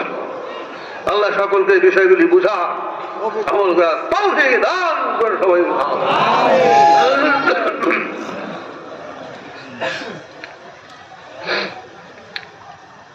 কিছু জন তো সাহাবায়ে কেরাম নিজের আশা করলেন যে কোরবানির ঈদ রাসূলের পিছনে নামাজ করার পরে অনেক দূরে আমাদের বাড়ি আসতে হবে, করতে হবে, তো আল্লাহর নামে তো করবো, আমরা আগেই করে দেব। এই কিছু লোক তো কি গল্প রসুল নামাজের আগেই কি করছে? নিয়াত কি খারাপ? যুক্তিটা কি কম? এই একদল সাহস আমরা এই যে রমজান রোজা একদিন আগে থেকে শুরু করলে অসুবিধা এরকম কিছু লোক। একটা ঘটনা, কিছু লোক আসছে রসুলবাগের দরবারে, তাদের আপনার কেন্দ্র প্রধান আমির নেতা কাকে নিযুক্ত করলে ভালো হবে এ নিয়ে আলোচনা চলতেছিল। তাদের আলোচনা শোনার পরে সিদ্দিক বললেন যে আপনাদের আলোচনা শুনলাম, তা আপনাদের নাম বলে যদি আপনাদের আমির হয়, নেতা হয়, কেন্দ্র প্রধান হয়, তাহলে ভালো হবে। ওমর ফারুক হাজির ছিলেন, তিনি বললেন আমি তো আপনাদের আলোচনা শোনান, তাতে আমি দেখতেছি যে আমরা আলোচনা শোনার পরে আরেকবার নাম বললেন, মুখ হইলে কেন্দ্র প্রধান ভালো হবে। এনে 2 জন সাহাবা তর্ক বিতর্ক করেছে, আওয়াজ একটু বড় হয়েছে। এরকম 9টা ঘটনা পরিচিত আল্লাহ আয়াত নাযিল করেছেন। হে ঈমানদার বান্দাগণ, লা তুকদ্দিমু বাইনা ইয়াদিল্লাহি ওয়া রাসূলিহি, হে বিশ্বাসী বান্দাগণ, লা তুকদ্দিমু, তোমরা অগ্রগামী হইও না, আজ বাড়িয়া কোনো কথা বা কাজ করো, আমি আল্লাহকে ভয় করো, কথাবার্তা আদব লেহাজ সম্পর্কে কয়েক পরে আছে তোমাদের এই আদব লেহাজ নিয়ম শৃঙ্খলা বাতাই দেওয়া হইল, তোমাদের পালন না করো, আজ পয়লা কোনো কাজ করো এবং কথাবার্তার মধ্যে তোমরা আদব লেহাজ রক্ষা না করো, তোমাদের জীবনে নামাজ রোজা হজ জাকাত আছে সমস্ত আমল ধ্বংস হয়ে যাবে, বরবাদ হয়ে যাবে, বিনাশ প্রাপ্ত হয়ে যাবে। আলহামদুলিল্লাহ আল্লাহ শোনো তো তোমরা বুঝতে পারবে না, তোমার টেরও হবে না। এই বুঝগুলি বিষয়গুলি বোঝা কঠিন না, যে আপনার মনে করছেন যে এত কষ্ট রসুল পাকের পিছনে নামাজ পড়ার পরে পরে আবার আমাদের দূরে সেখানে এসে আমরা কোরবানি দেব, তো নিয়তটা কি খারাপ? আগেই করে একবারে কাজ করছে না, রোজা একদিন শুরু করেছে আগেই শুরু করছে না। এই যে আপনার নেতা রসুল পাকের দরবার আছে, রসুল পাকি বলবেন একটা যদি গ্রুপ দল আসছিল যে ওই গ্রুপের কেন্দ্র প্রধান দেখে আমির কে এটা রসুল বলবেন না, এর আগেই সর্বোচ্চ পর্যন্ত সাহাবা কিনা হলো আবু সিদ্দিক সর্বোচ্চ তারা একবার এই কাজটা করছে। এজন্য আল্লাহ এত বড় ধমক সাবধান, একবারে কোনো কথাবার্তা আরো হাজো ভাতে পরে পরিষ্কার সাবধান করেছে নাম কাজ করো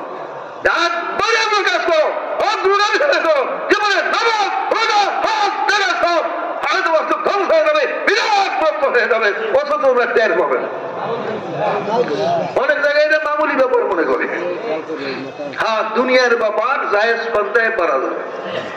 দুনিয়ার ব্যাপার এই যে মাইক হাজারো জিনিস আবিষ্কার হয়েছে না, নতুন নতুন হয়েছে কিনা, জায়েজ পন্থায় এগুলি আখেরাতের ব্যাপার, দিনই ব্যাপারে এক বাচ্চা নবী রসুল নবী রসুল বর্তমানে মিয়া রসুলের নির্দেশ তার পরামর্শ মতো করতে হবে।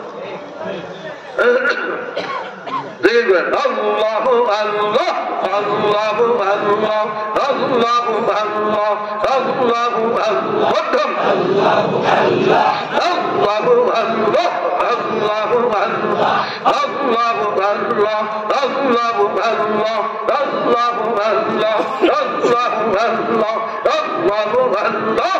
আল্লাহ আল্লাহ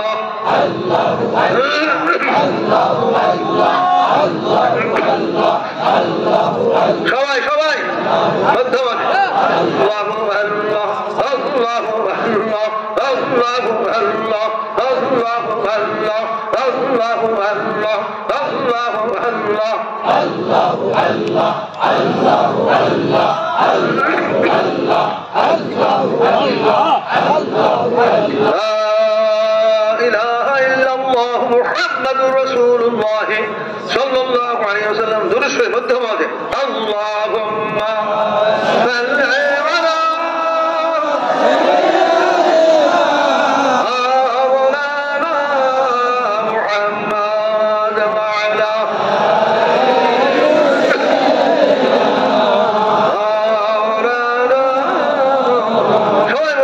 আল্লাহুম্মা সাল্লি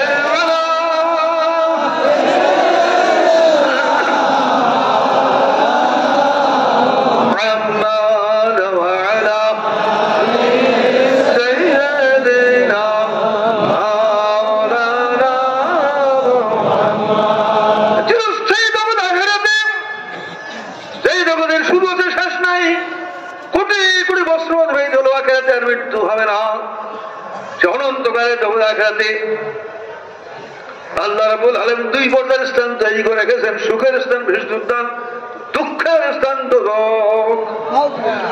দোজখের রকমের আযাব করতে বাঁচতে হয়, বেহেশতের কোটি কোটি দিয়ে আমার হাসিল করতে আল্লাহর দিদার হাসিল করতে হয়। তাহলে জন্য আমাদের কি করণীয়? এক নম্বর কাজ হলো নবী রাসূল নবী রাসূল রসুল অবর্তমানে নায়েব রসুল গ্রহণ করতে হবে, যাদেরকে সংসারে কেতাবের বাজে হাদি বলে আখেরাতের পথপ্রদর্শক বা শিক্ষক। আর সেই আখিরাতের উস্তাদের মাধ্যমে শিক্ষক আসমানি কিতাবের শিক্ষা 3-4 পূর্ণাঙ্গ দিন শিক্ষা করে আমল করতে হবে। আর দুনিয়ার কোরআনের শিক্ষাকে প্রচার ও কায়েম করার জন্য টাকা দিয়া পয়সা দিয়া জানে মালে দায়িত্ব সর্বাত্মক চেষ্টা করতে হবে। এই 3 পর্যায়ের মৌলিক দায়িত্ব। বাকি যত আমল এর ভিতরে সামিল আছে। আল্লাহ সকলকে বুঝা, চিন্তা করা, আমল করার শক্তি তৌফিক দান করুন।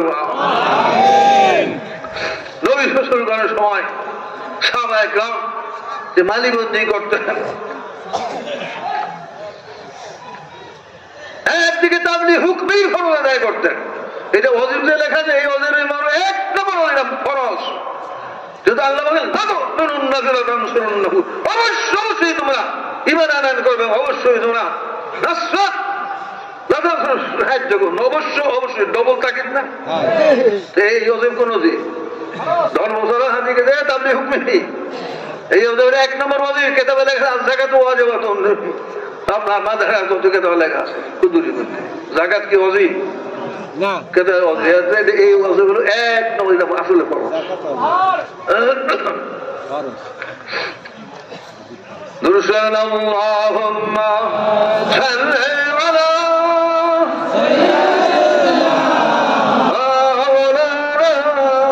মুহাম্মাদ ওয়া আলা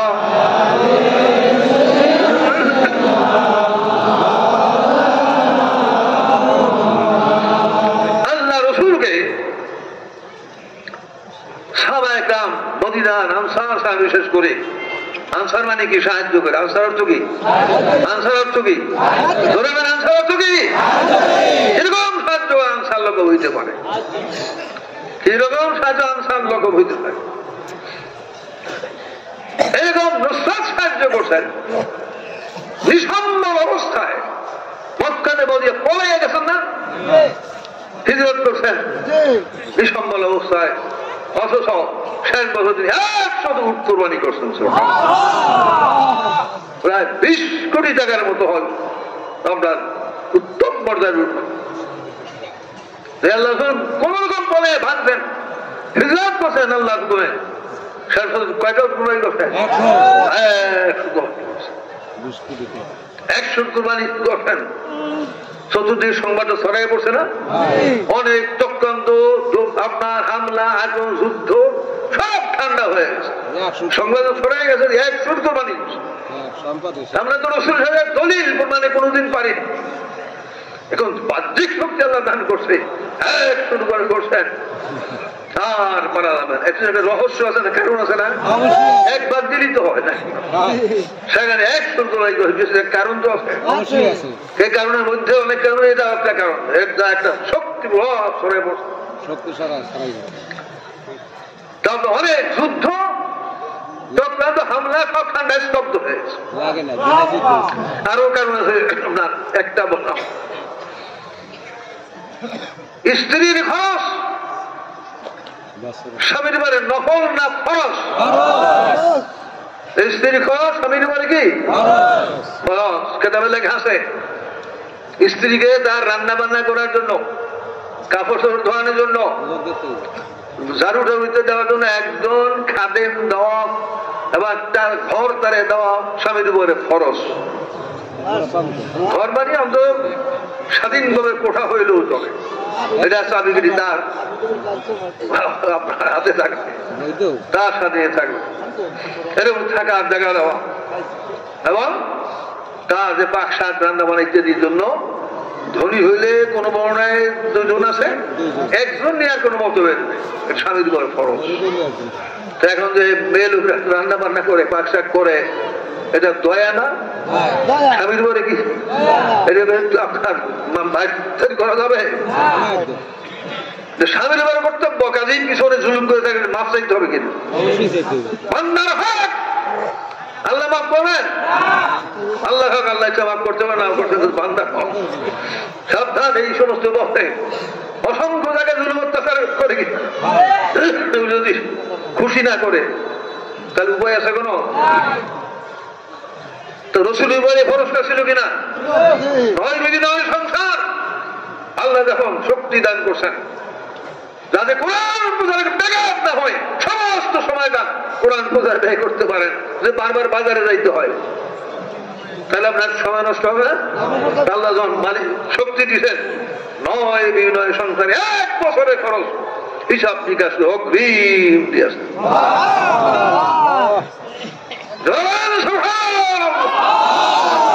এখন কোন ধনী মানুষ 1 বছরের জন্য স্ত্রী হিসাবের খরচ দেয় এরকম কেউ জানা আছে? থাকলে থাকতে পারে, কিন্তু আমরা জানি না। 1 বছরের পর আপনার দিয়েছেন। সাহাবারা সাহায্য না করলে, মালিবন্দি না করলে পারতেন? সাহাবা মালিবন্দি না করলে পারতেন না। সাহাবাদের নিয়ম ছিল না তাবলীগ হুকমি রাসূলের এক খরচ দিতেন আর যুদ্ধের খরচ দিতেন। একবার এক যুদ্ধে 20,000 পান্ডের সমস্ত আপনার ঘোড়া অস্ত্র সব দিয়ে এক উসমান হয়ে যান। আপনার ধর্মীয় জায়গায় বিভিন্ন কর্মসূচি বাস্তবায়নের জন্য সাহাবায়ে কেরাম তার নবী রাসূলকে সাহায্য করলে আর তাদের তাবলীগ হুকম। এখন কিয়ামত পর্যন্ত 2 ভাগে দিতে হবে কিনা? ধর্ম দাঁড়িয়ে কত প্রাণ পুরা ইন্তজামে দেখেন, বিশাল ইন্তজামে আপনার 1,000 লাখ লাখ টাকা দেয় না? মাদ্রাসা করতে জানে কেতাব সবাই লাগেই না, ঘর করতে দালান করতে, এগুলি এক পর্যায়ের কাজ। আর একটা হলো নিজস্ব, যেটা তাবলীগ হুকমি বলা হয়, তার আপনার সংসার চলা যে কোনো অবস্থা। ঈসা আলাইহিস সালাম অনেক বড় পয়গম্বর ছিলেন। কবরস্থানে বলতে, হ্যাঁ মুর্দা উঠো, আল্লাহ খারাপ হয়ে যায়, সঙ্গে কবর 2 ভাগ হয়েছে, মুর্দা জিন্দা হয়ে গেছে। যাদের জিন্দা করছে অনেক 5 বছর 7 বছর 10 বছর দুনিয়ায় আপনার বেঁচে ছিলেন, অনেকে সঙ্গে সঙ্গে চলে গেছে। আপনার 10 বন্ধ হাত বলে ভালো করতে পারতেন, মাটির ফু দিয়ে পাখি বানাইতে পারতেন, অনেক শক্তি দিয়েছেন। সারা জীবনের দলে কজন পাইছে? 12 জন। কয়জন? 12 জন, 13 জন, 17 জন, 12 জন এটা নির্ভরযোগ্য বেশি। এই সারা জীবন এইরকম মজুরা পাওয়ার পরে দেশকে দেশ বিশ্ব জয় করছেন না। আল্লাহ রাসূল মক্কা জিন্দেগি মানে মদিনা জিন্দেগি যখন আনসার, আনসার অর্থ কি? আনসার অর্থ কি? হইতে পারে আপনার শেষ দিবসে 100 কুরবানি করছেন, 9 বিনয় সংসার 1 বছর খরচ হোক।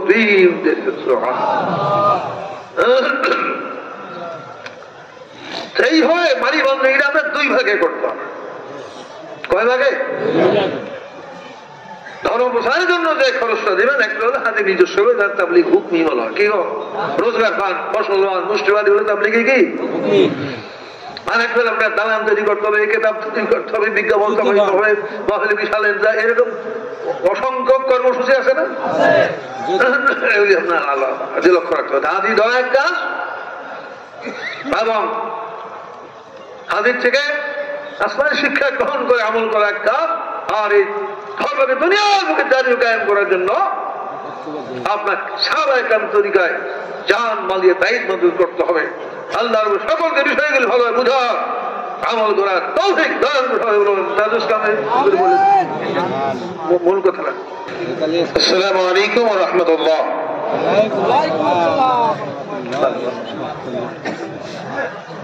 এতক্ষণ পর্যন্ত আমরা জামাল হাদি নায়েব রাসূলের কাছ থেকে আখিরাতে মহামুক্তি, দোজখ থেকে মুক্তি এবং বেহেশতে কোটি কোটি নেয়ামত হাসিল করার জন্য যে 3টা কাজ, সেই বিষয়ে আমরা বর্ণনা শ্রবণ করেছি। প্রাণ খুলে বলে আলহামদুলিল্লাহ, আর জোরে বলে আলহামদুলিল্লাহ। সে আখিরাতে মহামুক্তির জন্য 1 নম্বর কাজ হচ্ছে আখিরাতের হাদি গ্রহণ করা। 2 নম্বর করণীয় কাজ হচ্ছে হাদির মাধ্যমে আল্লাহর পরিপূর্ণ দিন গোড়ার দিকে 3 আকায়েদ, তাসাউফ, ফিকহ, এরপরে 4 ভাগে ইবাদত, মুআমালাত, মুহলিকাত, মুনজিয়াত, প্রত্যেক ভাগে 10-10 করে 4 দশাগত হয়। 40 উসুলের সমষ্টি পরিপূর্ণ দিন শিক্ষা করতে হবে, আমল করতে হবে।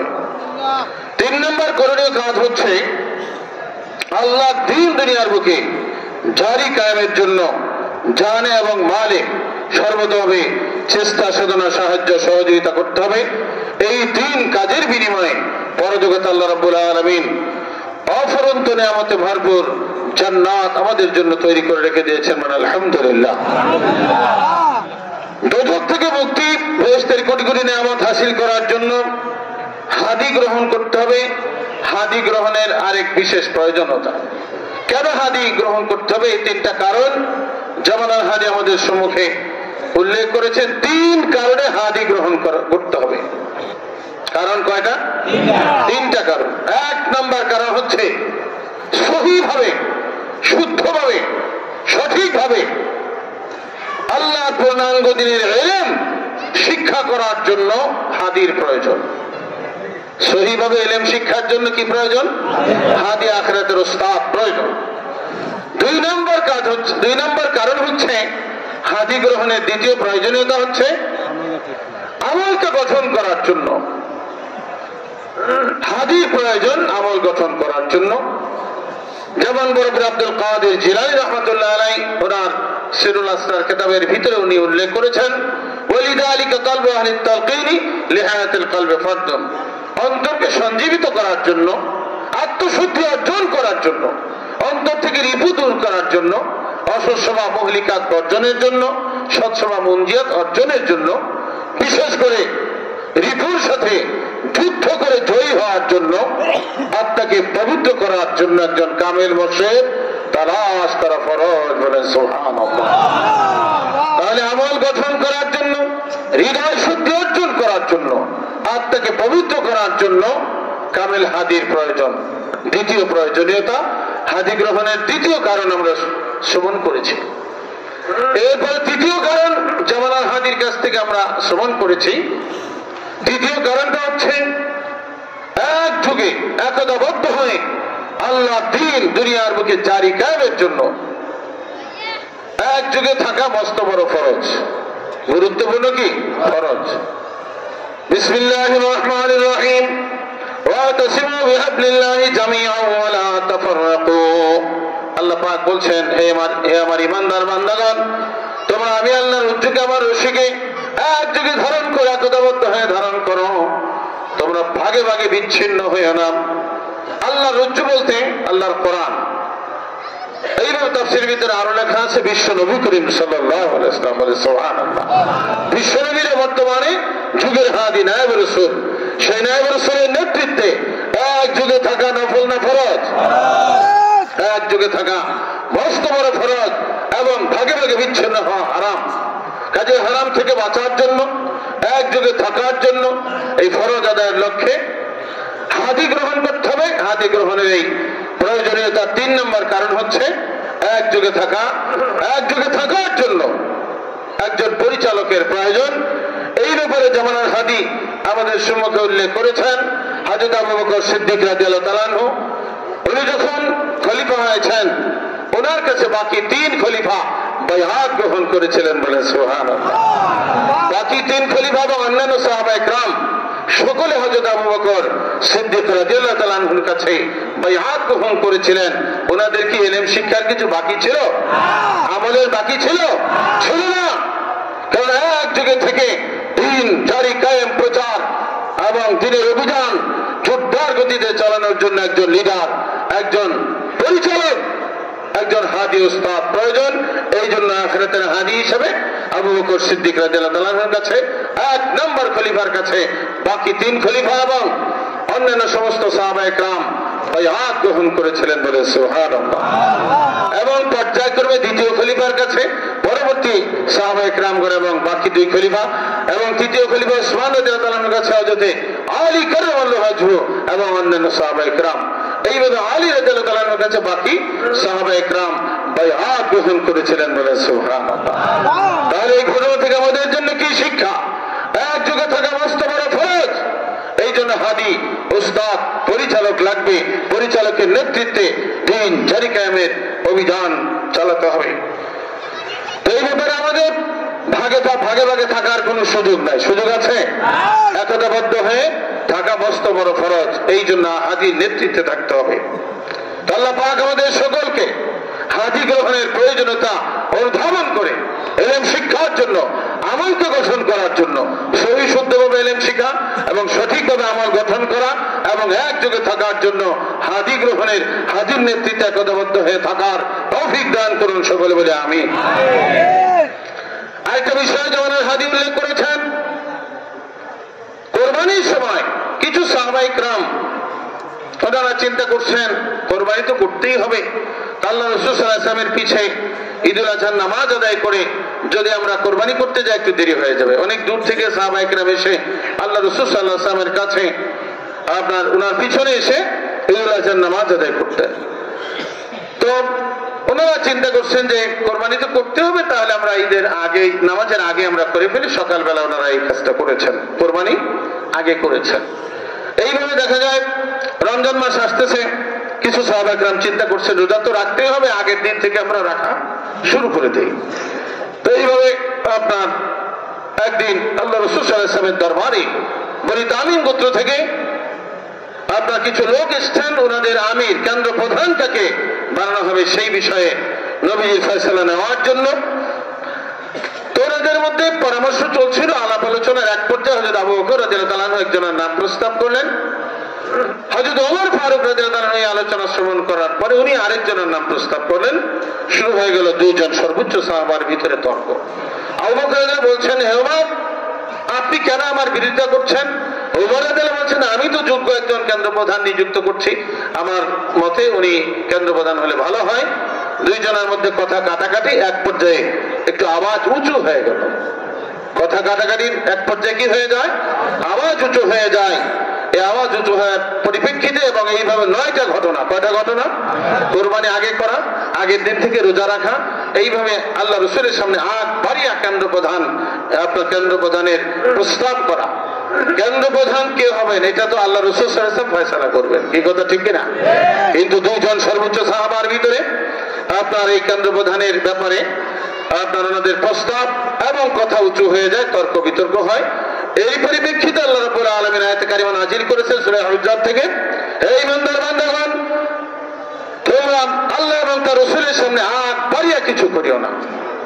যদি আগ বাড়িয়া কিছু করো এবং পরের আয়াতে এসে তোমাদের আওয়াজ যদি উঁচু হয়ে যায়, নিষেধ করেছেন আওয়াজ যেন উঁচু না হয়। তোমরা একজন আরেকজনের সাথে যেভাবে উচ্চ আওয়াজে কথা বলো, ওইভাবে আল্লাহ রাসূলের সামনে তোমরা উচ্চ আওয়াজে কথা বলো না। যদি আগ বাড়িয়া কোনো কিছু করো বা উচ্চ আওয়াজ হয়ে যায়, বেয়াদবিপূর্ণ কিছু প্রকাশ পায়, তাহলে জেনে রাখো, হুঁশিয়ার, সাবধান, আন তাহবাতা আমালুকুম ওয়া আনতুম লা তাশউরুন, খবরদার তোমাদের জীবনের সমস্ত আমল বন্দেগী ধ্বংস হয়ে যাবে, বরবাদ হয়ে যাবে, অথচ তোমরা টের পাবে না। বলে নাউযুবিল্লাহ। তাহলে বিষয়টা অনেক কঠিন ব্যাপার। তো রাসূলের বর্তমানে নায়েব রাসূল শামিল, রাসূলের বর্তমানে নায়েব রাসূল শামিল। তবে এখানে উল্লেখ করা হয়েছে যে দুনিয়ার ব্যাপারে জায়েজ পন্থায় আপনার জায়েজ জিনিস, এটা আপনি গবেষণা করে অনেক কিছু আপনি করতে পারবেন, এটা জায়েজ আছে। দুনিয়ার ব্যাপারে কোনো নিষেধ আছে? আগ বাড়িয়া করতে পারবেন, যে যে বিষয় বোঝেন। যেমন মাইকের কথা যেমন হাদি উল্লেখ করেছেন, এই বিষয়ে অনেক গবেষক আছে। এইভাবে দুনিয়ার অনেক কিছু আপনার আবিষ্কার হচ্ছে, এইটা জায়েজ আছে। জায়েজ পন্থাটা কি আছে? জায়েজ আছে। কিন্তু আখিরাতের ব্যাপারে ধর্মীয় হাদির নির্দেশের বাইরে আগ বাড়িয়া কোনো কিছু করা যাবে না। এরপরে জামায়াত হাদি একটা বিষয় উল্লেখ করেছেন, মালি বন্দেগী করতে হবে আখিরাতের মহামুক্তির জন্য। দিন জারি কায়েমের ব্যাপারে জানে এবং মালে সাহায্য সহযোগিতা করা মস্ত বড় ফরজ, গুরুত্বপূর্ণ কি ফরজ দায়িত্ব। লা তুমিনুন নবী ওয়া লা তানসুরুন। এখানে আল্লাহ পাক উল্লেখ করেছেন, অবশ্যই তোমরা বিশ্বনবীর প্রতি ঈমান আনয়ন করবে, অবশ্যই তোমরা বিশ্বনবীকে জানে এবং মালে সাহায্য করবে। অবশ্যই ডবল তাকিদ দিয়ে আল্লাহ পাক যেখানে বলেছেন এই সাহায্যের আপনার উপরে সাহাবায়ে কেরাম আমল করেছেন। দেখা যায় বিশ্বনবী করিম সাল্লাল্লাহু আলাইহি ওয়াসাল্লাম শেষ জীবনে সাহাবায়ে কেরামের সাহায্য পেয়ে 100 উট তিনি কুরবানি করেছিলেন, সুবহানাল্লাহ। এবং 9 বিবির 9 সংসারের পুরো বছরের খরচ একসঙ্গে বছরের শুরুতে দিয়ে দিয়েছেন, সুবহানাল্লাহ। এইভাবে জামানার হাদি আর উল্লেখ করেছেন যে স্ত্রীকে চাকরানি দেওয়া, এটা আপনার স্বামীর উপরে ফরজ। স্ত্রীর জন্য আলাদা একটা ঘর দেওয়া, এটাও স্বামীর উপরে কি ফরজ। ঘর না দিতে পারে একটা রুম হলে দিতে হবে, সেই রুমে স্বাধীনভাবে সে যাতায়াত করবে, তার মালপত্র রাখবে, এটা স্বামীর উপরে ফরজ। এবং খুশি মনে যদি স্ত্রী হাজারো কাজ করে এটা হলো ভিন্ন ব্যাপার, তার দয়া। কিন্তু স্বামীর উপরে এটা ফরজ দায়িত্ব, স্ত্রী রান্না বান্না পাক শাক করে দেওয়া এবং আপনার জামা কাপড় ধৌত করা ইত্যাদির ব্যাপারে একজন কাজের মহিলা দিতে হবে, এটা স্বামীর উপরে ফরজ দায়িত্ব। কমপক্ষে একজন, ধনী হলে দুইজন, এরকম বিভিন্ন বর্ণনা আসছে। তবে স্ত্রী যদি খুশি হয়ে হাজারো কাজ করে এটা হলো ভিন্ন ব্যাপার। কি কথা বুঝে আসছে কিনা? এই জন্য আল্লাহ রাসূল সাল্লাল্লাহু আলাইহি ওয়াসাল্লামের উপরে ফরজ দায়িত্ব ছিল, যার জন্য উনি 9 বিবি 9 সংসারের খরচ বছরের শুরুতে দিয়ে দিয়েছেন, বলেন সুবহানাল্লাহ। এখন নবী রাসূলদের সাহাবায়ে کرام নবী রাসূল নবী করিম সাল্লাল্লাহু আলাইহি ওয়াসাল্লামকে যে সাহায্য করেছেন দুই ভাগে। কয় ভাগে? জিহাদের সাহায্য, ধর্মীয় জিহাদ, ধর্মীয় অভিযান পরিচালনার জন্য আপনার জিহাদের খরচ, যেমন বর্তমানে জামানার হাদি নায়েব রাসূলের তত্ত্বাবধানে রয়েছে আপনার কিতাব বিজ্ঞাপন ছাপানো এবং ধর্মীয় বিভিন্ন কর্মসূচি বাস্তবায়ন, আপনার মাদ্রাসার কাজ, দালানের কাজ, এইরকম বিভিন্ন কর্মসূচি হাদির কাছে থাকে, এইগুলো বাস্তবায়ন করা, এটাকে সংক্ষেপে বলা হয় জিহাদ ফান্ড। এটার নাম কি? জিহাদ ফান্ড। এটা একটা খরচ। আর নবীজিকে তাবলীগী হুকম হিসেবে সাহাবায়ে کرام হাদিয়া, তোহফা ইত্যাদির মাধ্যমে সাহায্য সহযোগিতা করেছেন, এটা হচ্ছে তাবলীগী হুকমি। এই দুই ভাগে সাহায্য করতে হবে যুগের হাদি নায়েব রাসূলকে। এবং জিহাদ ফান্ডে থাকবে আলাদা হিসাব, সবকিছু আলাদা, এটার খরচের হিসাব থাকবে ভিন্ন। এটা ধর্ম প্রচার জারি কায়েমের অভিযানে আপনার চলবে, এটার হিসাব থাকবে ভিন্ন। আর তাবলীগী হুকমি সম্পূর্ণ হাদির খরচ, হাদির সংসার। এক নম্বরে আখিরাতের হাদি, তিনি সংসার চালাবেন কিভাবে? তিনি তো দিনের কাজের জন্য আবদ্ধ, দিন প্রচার জারি কায়েমের জন্য আখিরাতের হাদি আবদ্ধ থাকেন। এই অবস্থায় তিনি আপনার যখন তিনি দিন প্রচারের কাজ করেন তখন অন্য কোনো কাজ করা কি সম্ভব? এই জন্য আখিরাতের হাদিকে তাবলীগী হুকম হিসাবে খরচ দিতে হবে। এটা মুসলমান সমাজের উপরে ওয়াজিব, এক নম্বর ওয়াজিব, ওয়াজিবের ক্ষেত্রে ফরজের সমতুল্য। 2 নম্বর জিহাদের কাজ, এই দুইভাবে খরচ নাকি? বিষয়টা পরিষ্কার হয়েছে কিনা? জিহাদের খরচটা হিসাব ভিন্ন। যেমন কিতাব ফান্ডে 2 দলের দায়িত্ব আমরা যতটুকু জানি, যারা আলহাজ আল্লামা আলামী সাহেব তিনি এই কিতাব ফান্ড জিহাদ ফান্ডের দায়িত্বে থাকেন। আর হাদিয়া আপনার তাবলীগী হুকমির দায়িত্বটা নায়েব রাসূলের কাছে, ওনার কাছে জমা হয়। তো এইভাবে আপনার দিন প্রচার জারি কায়েমের অভিযান চলবে। এই বিষয়ে যেন আমরা কেউ ভিতরে ভুল বোঝাবুঝি না থাকে। আরেকটা বিষয়, হযরত ঈসা আলাইহিস সালাম সারা জীবনে মাত্র পাইছিলেন 12 জন। কয়জন? 12 জন পেয়েছিলেন। আপনার এই সাহায্য সহযোগিতা না পাওয়ার কারণে এই করুণ অবস্থা ছিল এবং মাঝে মাঝে কচি গাছের কচি পাতা খেয়ে জীবন ধারণ করতেন। আর হযরত সুলাইমান আলাইহিস সালাম, হযরত দাউদ আলাইহিস সালাম, ওনারা দেশকে দেশ জয় করেছিলেন, বলেন সুবহানাল্লাহ। তাহলে দিন প্রচার জারি কায়েমের জন্য হাদির হাতকে শক্তিশালী করার উদ্দেশ্যে আমরা যত বেশি সাহায্য সহযোগিতা করবো, দিনের গতি তত ঊর্ধ্ব গতিতে, আপনার দুর্বার গতিতে এগিয়ে যাবে। দিন জারি হোক, কায়েম হোক, আমরা চাই কিনা? সারা বিশ্ব পূর্ণ দিন